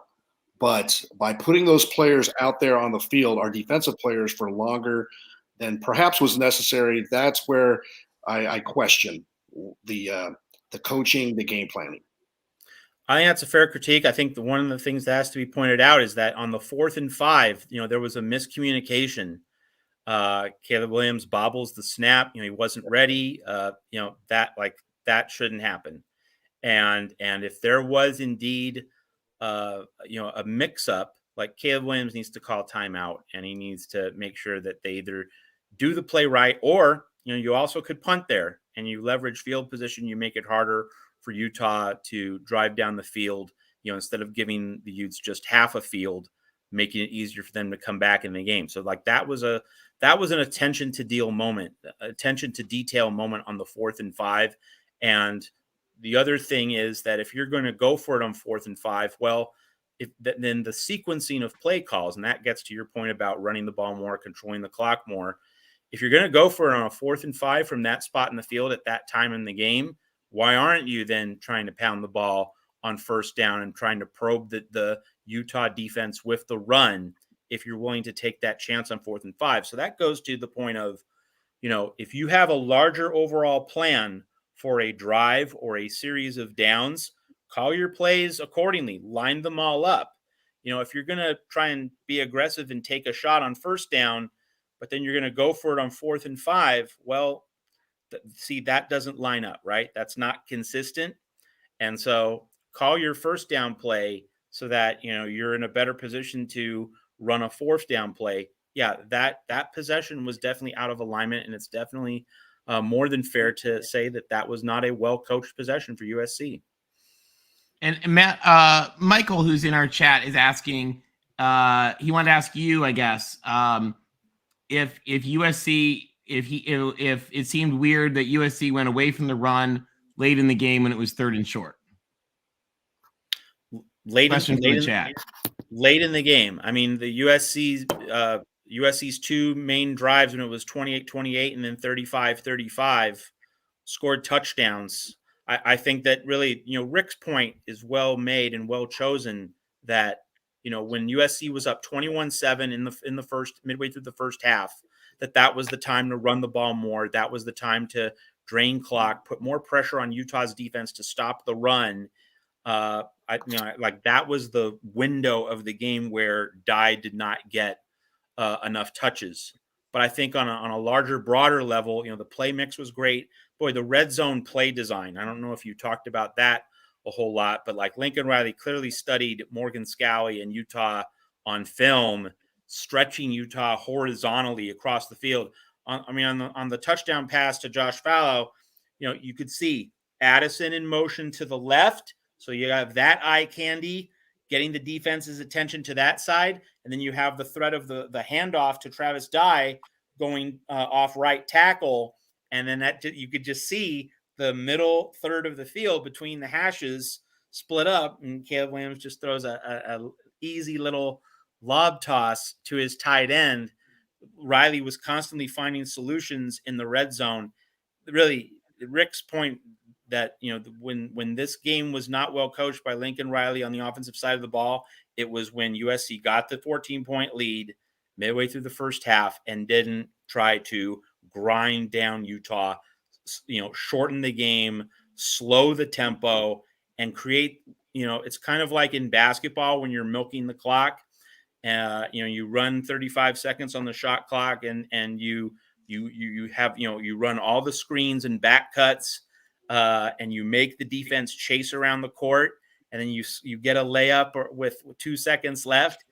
That creates the message to the other side that, oh, they're going to squeeze every last bit of clock. So when we shoot the ball, the teams will shoot the ball terribly because they're thinking, oh, we might not get too many more shots. So that was like the way USC could have, and as Rick argues, and I think convincingly, should have handled that moment when it was up 21-7 and had a chance to really push down on Utah before halftime. Because you make them come up with an answer too. You make them come up with an answer, and they got to respect the run. And when they're peeking and sliding another defensive back in or safety, boom, we go over the top because we've already proved that we can pass the ball. So that's what I just didn't understand. I'm not here to second guess. That's just my opinion. I was very surprised that we didn't control clock. I don't think we give enough respect to Cam Rising, Dalton Kincaid, and their offense. Dalton Kincaid was a superhero tonight. So you got to keep the ball away from them and rest your defense. And so, but you know what? We learn from this game and we move on. It was a hard-fought game, but that's part of the game. You've got to, the players have to execute. The coaches have to come up with a game plan. I think Lincoln Riley did a lot of good things, like you pointed out, Matt. And I think that was one error where, because later in the game, Travis Dye was running the ball effectively, not a problem. Just where was that when we could have really ended any hope for Utah? And Matt, I like you talked about spreading them out in the red zone, because if you look at that last touchdown they got, you had a guy that we hadn't seen pretty much all year in Michael Jackson III. And it was cool because they caught on the replay Riley's reaction. Because again, just like you said, he's just in the lab. He cooked up this great play, and he knew the second that Jackson got that ball that he was going to be in the end zone. And what did he do? He spread him out, did a little bubble screen out, right? And then just watched Michael Jackson take his speed and take it into the end zone. It was a brilliant play. And real quick, Matt, real-time reaction. Matt, we got questions for you from Will and Ben. Hey, Matt. So this is what I want to ask, kind of talking about the end of that USC game. Utah, I actually think, made a coaching mistake at the end of that game, because there was a few times that they left some time on the play clock and they hiked it when they could have let some time burn off. Now, this is what I wanted to ask you, though. Considering, do you think there's a logistics where USC just, okay, hey, they're well within the red zone, let's just let them get in because they're probably going to get in anyways, and we just want to save as much time in the clock because every second was crucial. Do you think that could have been do you think that's ever a logistics when you're thinking or coaching or looking at the game? Because we've seen what USC did when they got the ball back. They were going to march down the field. In fact, if they had another 10 seconds, we could be looking at a different game. Yeah, good point. Well, one of the nuances of that whole Utah possession is that for a time it looked as though Utah was going to score way, way too early. Utah had the ball at the USC 23-yard line with like 3 minutes and 20 seconds left. So like at that point, you're thinking, oh, Utah might score with 2 minutes left, leave a lot of time on the clock. So when Utah then got the first down at the 12 or 10-yard line around there, that's when the mindset needed to shift for Lincoln Riley. And as noted earlier, you need to at least use one of those timeouts to save it for the offense. Now, no one knew that Kyle Whittingham was going to go for two, but if you are Lincoln Riley and you're looking at the game and you're saying, hey, if Utah scores, it's 42-41, our defense is gas. We don't have Eric Gentry. If you're trying to like play it out in terms of anticipating what your opponent is likely to do, you're thinking, hey, we don't have Eric Gentry. They're probably going to go for 2. It will be interesting to find out in terms of gathering what all the coaches are saying, how they process those final 2 minutes. But Riley might have been thinking, let's let Utah, take a little more time so that if it fails on the 2-point try, it can't get the ball back. If we try and speed things up and Utah scores with, let's say, minute 45 left with the 2 timeouts that it still had, then getting the ball back is still a possibility. Not with a ton of time left, but 40 seconds left. And that's not nothing. But I think that when you realize, hey, we don't have Eric Gentry, we do have our limitations, Lincoln Riley should have been thinking worst case scenario, as you need to do in those situations. It's what's the worst case scenario? How do I insulate my team from the worst case scenario? Which means if Utah does take the lead, do we have at least like a minute 20, a minute 25 left, as opposed to the 43 seconds that it actually had? So like Lincoln Riley did not game it out as well as he could have or should have. No question about it. And Will, what was your question? Well, I'm just letting you know I'm licking my wounds tonight after that extremely disappointing loss to the Trees. I can't. It's gonna take me a hard time to get over that. Hopefully, Lincoln Riley can pull a Ted Tollner, but I'm not confident. I think he's a better coach than Ted Tollner. Well, and you don't have John Carney either. No, that's true. That helps. Well, I'm just letting you know. Do you think that the refs were like, do you think that they're always giving Utah the benefit of the doubt just because the way that USC did the Pac-12? Do you think that might have played a small part in why the refs were so terrible tonight? I mean, it goes just to incompetence. And I think when I got cut off earlier, it's been pounding down rain tonight in Phoenix, by the way. It's also raining in San Diego. Totally unheard of for this time of year. That's why my internet, I think, cut out. What I was about to say is, in terms of all this, is that with the officiating, following Twitter as I did, that's part of my job, really. Every blogger writes, social media reaction posts. That's part and parcel of the industry.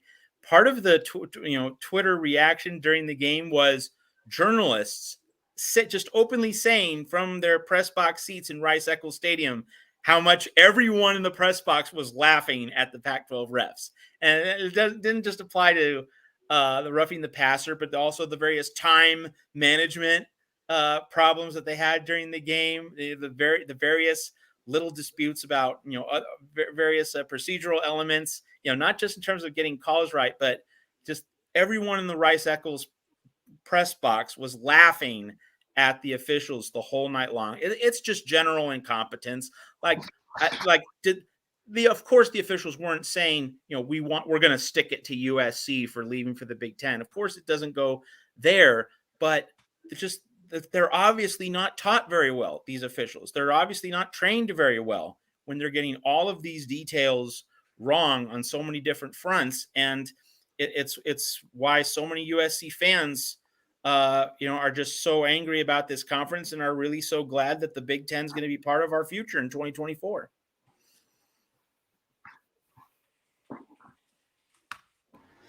The only reason that I brought that up really was because I felt like that was what happened to Lincoln Riley against Oklahoma State at Bedlam last year. I felt like that they weren't also getting any of the close calls. He did get the short end of the stick in that game. That is true. But, USC got a favorable whistle against Washington State. Like Washington State was whistled for several more penalties than USC was. A few of those were really crucial. So, that kind of thing evens out. I'm just going to reiterate the one thing, Will, that you might have not been around for this, is that rescinding the targeting on that second roughing the passer call in the fourth quarter, but keeping in place the penalty, that is not the common procedure. And if you're going to keep the penalty in place, then it has to be really. Isn't the question though? They called the roughing the passer call. The booth can't throw that out. Oh, it can, because it was a targeting hit. We've had a lot of questions. Targeting was the call. We've had a lot of questions. Well, we've had a lot of questions in the chat that it was not a personal foul, or it was not a personal foul roughing the. It was a roughing the passer call with targeting. With targeting, which is different from just a personal foul targeting call. Yeah. So the whole point is that it's not unnecessary roughness. It's not spearing. But that the targeting again. This is a technical issue that I think, and we've had some people chime in on that, and forgive me, I don't know. This changes every year, so I could be wrong in this. My impression is that because the referee called roughing the passer with targeting, that the booth cannot overrule the roughing the passer like they could a unnecessary roughness. Yeah. So my understanding of that rule is that the targeting is what made it roughing the passer. In other words, it wasn't roughing the passer because it was late. It wasn't roughing the passer because it was spearing. It was roughing the passer because it fit the definition of targeting, which is bringing the helmet into the head or neck area. The feedback one of the feedback we're getting from a lot of folks, and again, this is just we're seeing this a lot of places, is that and again I because this changes every year, I don't want to say definitively, but that the referees called roughing the passer, and that is not an overthrowable from the booth call, is my impression. Okay. That's possible, but the changes every year, so I don't want to say definitively. Sure, and that is possible. If so, it's a truly atrocious. It's a horrendous call. Horrendous call of rules. But but the point I made like a half hour earlier is that almost every time you see targeting rescinded, you're also seeing a penalty rescinded. Now, once in a while, the penalty is kept in place while targeting is revoked. So the ejection is revoked. The 15-yard penalty is kept in place. So my point there, Tony, is that there are other instances. In other words, 15-yard penalties that are not roughing the passer, in which you will see targeting get rescinded and the ejection get rescinded and the penalty is kept in place. So in other words, that is to say, roughing the passer is not the only instance in which targeting can be rescinded and the 15-yard penalty kept in place. That is my very specific point of emphasis. Now, it could be that the way the rule architecture is enforced, that roughing the passer can't be revoked. Maybe that's true. If so, it's pretty terrible. Not just the same. I guess the officials would be off the hook in terms of they didn't follow procedure. I guess maybe they did. That I'll allow for that possibility. But I do know for a fact that there are 15-yard penalties that get kept in place while the ejections and targeting get revoked. That has happened. That is allowable within the rule infrastructure in college football. So I want to go back. Let's pivot away from this and go back to the offensive line. You talked earlier about that one play where he bobbles the ball on fourth down. I think he was trying to check out of that play. That's why he had his hand out. He was trying to check out of the play. Yeah. That's one of the few times I think that the noise really was a factor in this game. Because I was very impressed. There were a couple of false starts by linemen, but mainly it was two receivers, which I discussed earlier. There's no excuse for that. You're just watching the ball. But overall, I do think that this offensive line did a great job in now a second very hostile environment. So that is going to pay dividends going forward. What do you think about the offense during the game, Matt? Yeah, I mean, you really didn't see. I mean, Caleb Williams, he's going to escape a few sacks during the game, but for the most part, Caleb Williams got a lot of time to throw. He was able to survey the field, like you saw Caleb Williams looking around to his left, to his right, and he was able to stand, plant, and deliver a ball 25, 30 yards down the field. That happened on several occasions. One of the Utah analysts I talked to, he's part of the No Truck Stops podcast. I know Tony's followed that particular. I love those guys. As well. Yeah. Who did you talk to? Matt Nyber. Matt's awesome. Yeah, Matt. So Matt, the Utah analyst, from his perspective, was saying, "Gee, wow, amazing! You know, USC's receivers are able to make plays when they're no one can get to the quarterback in 7 seconds." So he from his Utah perspective was aware that Caleb Williams was getting plenty of time to look over the whole field, and so Matt was upset not with the Utah secondary, he was upset with the pass rush, and that speaks to the caliber of job the USC's offensive line did for most of the night. And let's step back for a brief bit. Like, Cortland Ford was still not the main, still not, playing the majority of snaps. It was Bobby Haskins continuing to hold it down at left tackle. I mean, USC's offensive production has been stellar without Cortland Ford being there for a majority of games. I mean, if you had told USC fans that would be the reality through 7 games, like they would have been amazed, and they would have said, where can I sign on for a deal in which Bobby Haskins becomes a rock of dependability at left tackle? So now we get the bye week, and so like this is, I think, when in terms of pointing to a source of hope, obviously we're worried about Gentry and Addison and their health, but if you get a fully healthy Cortland Ford, along with a fully healthy Bobby Haskins for the UCLA game, you're in a situation where, like, you can't lose at left tackle. Like, you have that spot shored up. It's a rock of stability, and you might be able to get an even better level of play than you had tonight. And that could really lift USC's offense from this very, very, very good performance against Utah to something which is close to perfect, which might be needed to beat the Bruins when we get to that game on November 19th. And then moving forward next year, we lose Nealon and Voorhees, but the good core of that offensive line, man, is going to be here next year as well. So really excited. And I think Henson's doing a great job. And I do think if we win 9, 10, dare I say 11 games, we might get some transfers in that might be very nice for that offensive line. Wisconsin just put Wisconsin offensive lineman entered the portal this past week. Logan Brown. It'll be interesting to see if anyone jumps at him. Yeah, Charles, it was a crackback block where they came back from the inside and got a guy, blindsided him. It was not a chop block. That was illegal called. It was a legit call. Well, guys, I think we have about reached our point here. Actually, longer than we thought we would be. Matt, thank you so much for joining us. We really appreciate it. Now, everybody in the chat, for those of you guys, most of you guys know Matt hosts a phenomenal hour-long program with Mark on Mondays at 11 Eastern, 8 Pacific, right? Yep.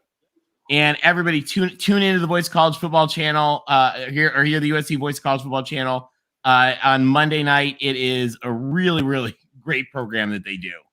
Matt, any final thoughts for this game?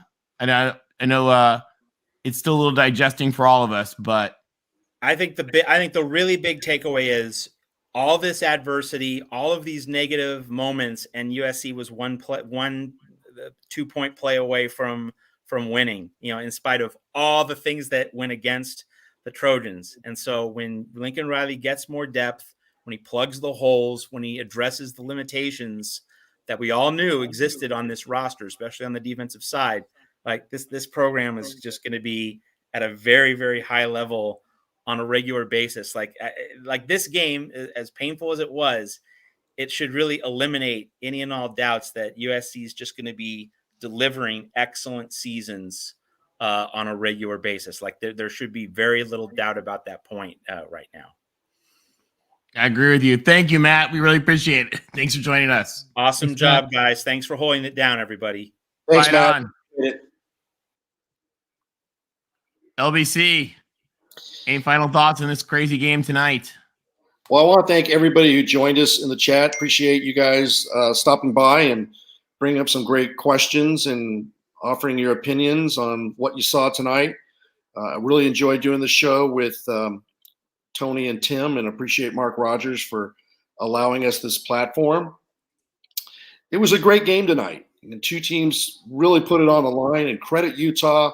They came out to play, and they played They played a fantastic game in a great atmosphere, and they executed. They hit the 4th and 1. They went for it on 2-point, for the 2-point conversion. They executed that as well.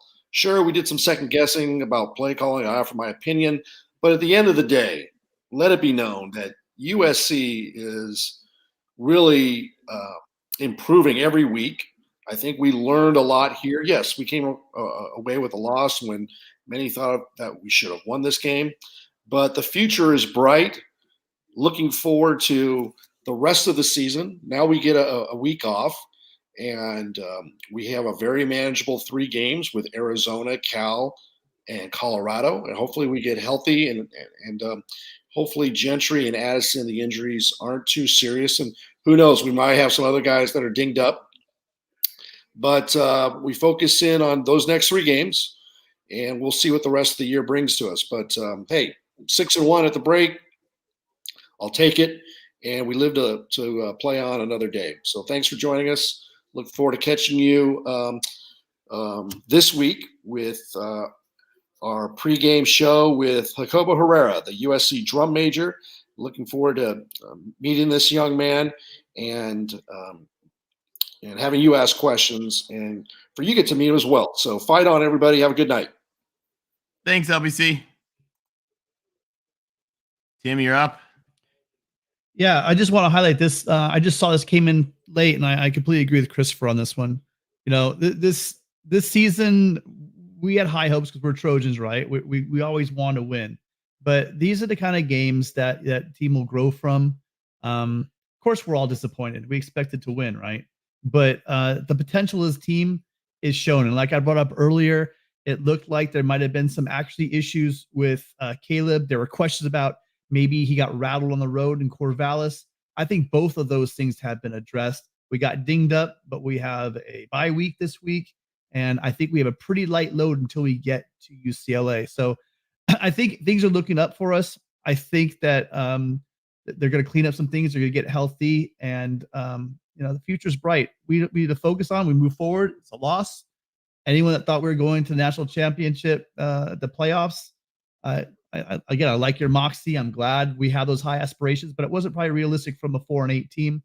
We should be looking and just in amazement at. And by the way, also one more thing: you guys in the chat saying fire this coach, or someone saying fire Grinch as the OC.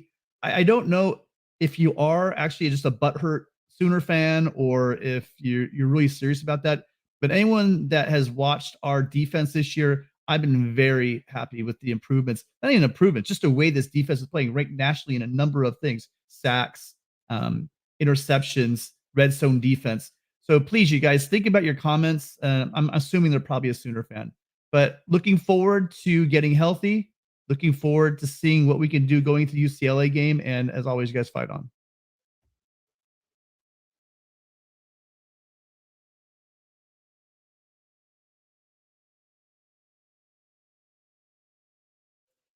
Tony, you're muted. Thank you.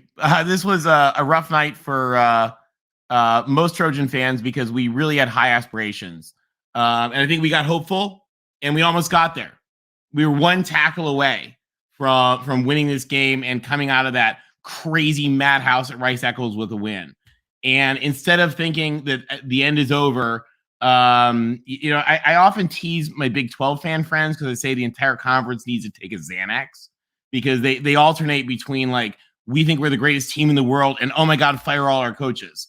And that's ridiculous. And so we kind of, as Trojans, might need a little Xanax of our own before to pause and say, guys, well, we were 4-8 last year. We had the worst team imaginable. We are absolutely way ahead of what we could have even hoped for this year. And we're probably going to be looking at, because we're going to be like 10-1, 9-1, 10-1, possibly 12-1. It's wild. It's absolutely wild when we think about where we're coming from with this team and the great job that Lincoln Riley has done to get that team together. And I'll tell you, Alex Grinch did a phenomenal job rebuilding that defense at Washington State. And Alex Grinch did a phenomenal job taking that horrid Oklahoma defense and making it be pretty decent. And he's doing a phenomenal job with our defense. That's a tough Utah team. That Utah team should be undefeated. They should be now on their way to like number 5 in the country because they should have beaten Florida. And just as they should have beaten Florida, we probably should have beaten them. But that's what we get. So before we end up, I just want to thank you guys. A lot of you guys in the chat, everybody who called tonight, thank you so much. We really appreciate it. It's because of you guys that we have this channel and we have this platform. And we also want to thank Mark Rogers. Mark does an absolutely amazing thing for the entire college football community. And none of us would be here without him. So thank you to Mark, and thank you to all of you guys. Everybody have a wonderful night. Be safe. Let's think great things about the future because it's going to be a fun couple weeks with Colorado, Cal, and Arizona. And as always, guys, fight on.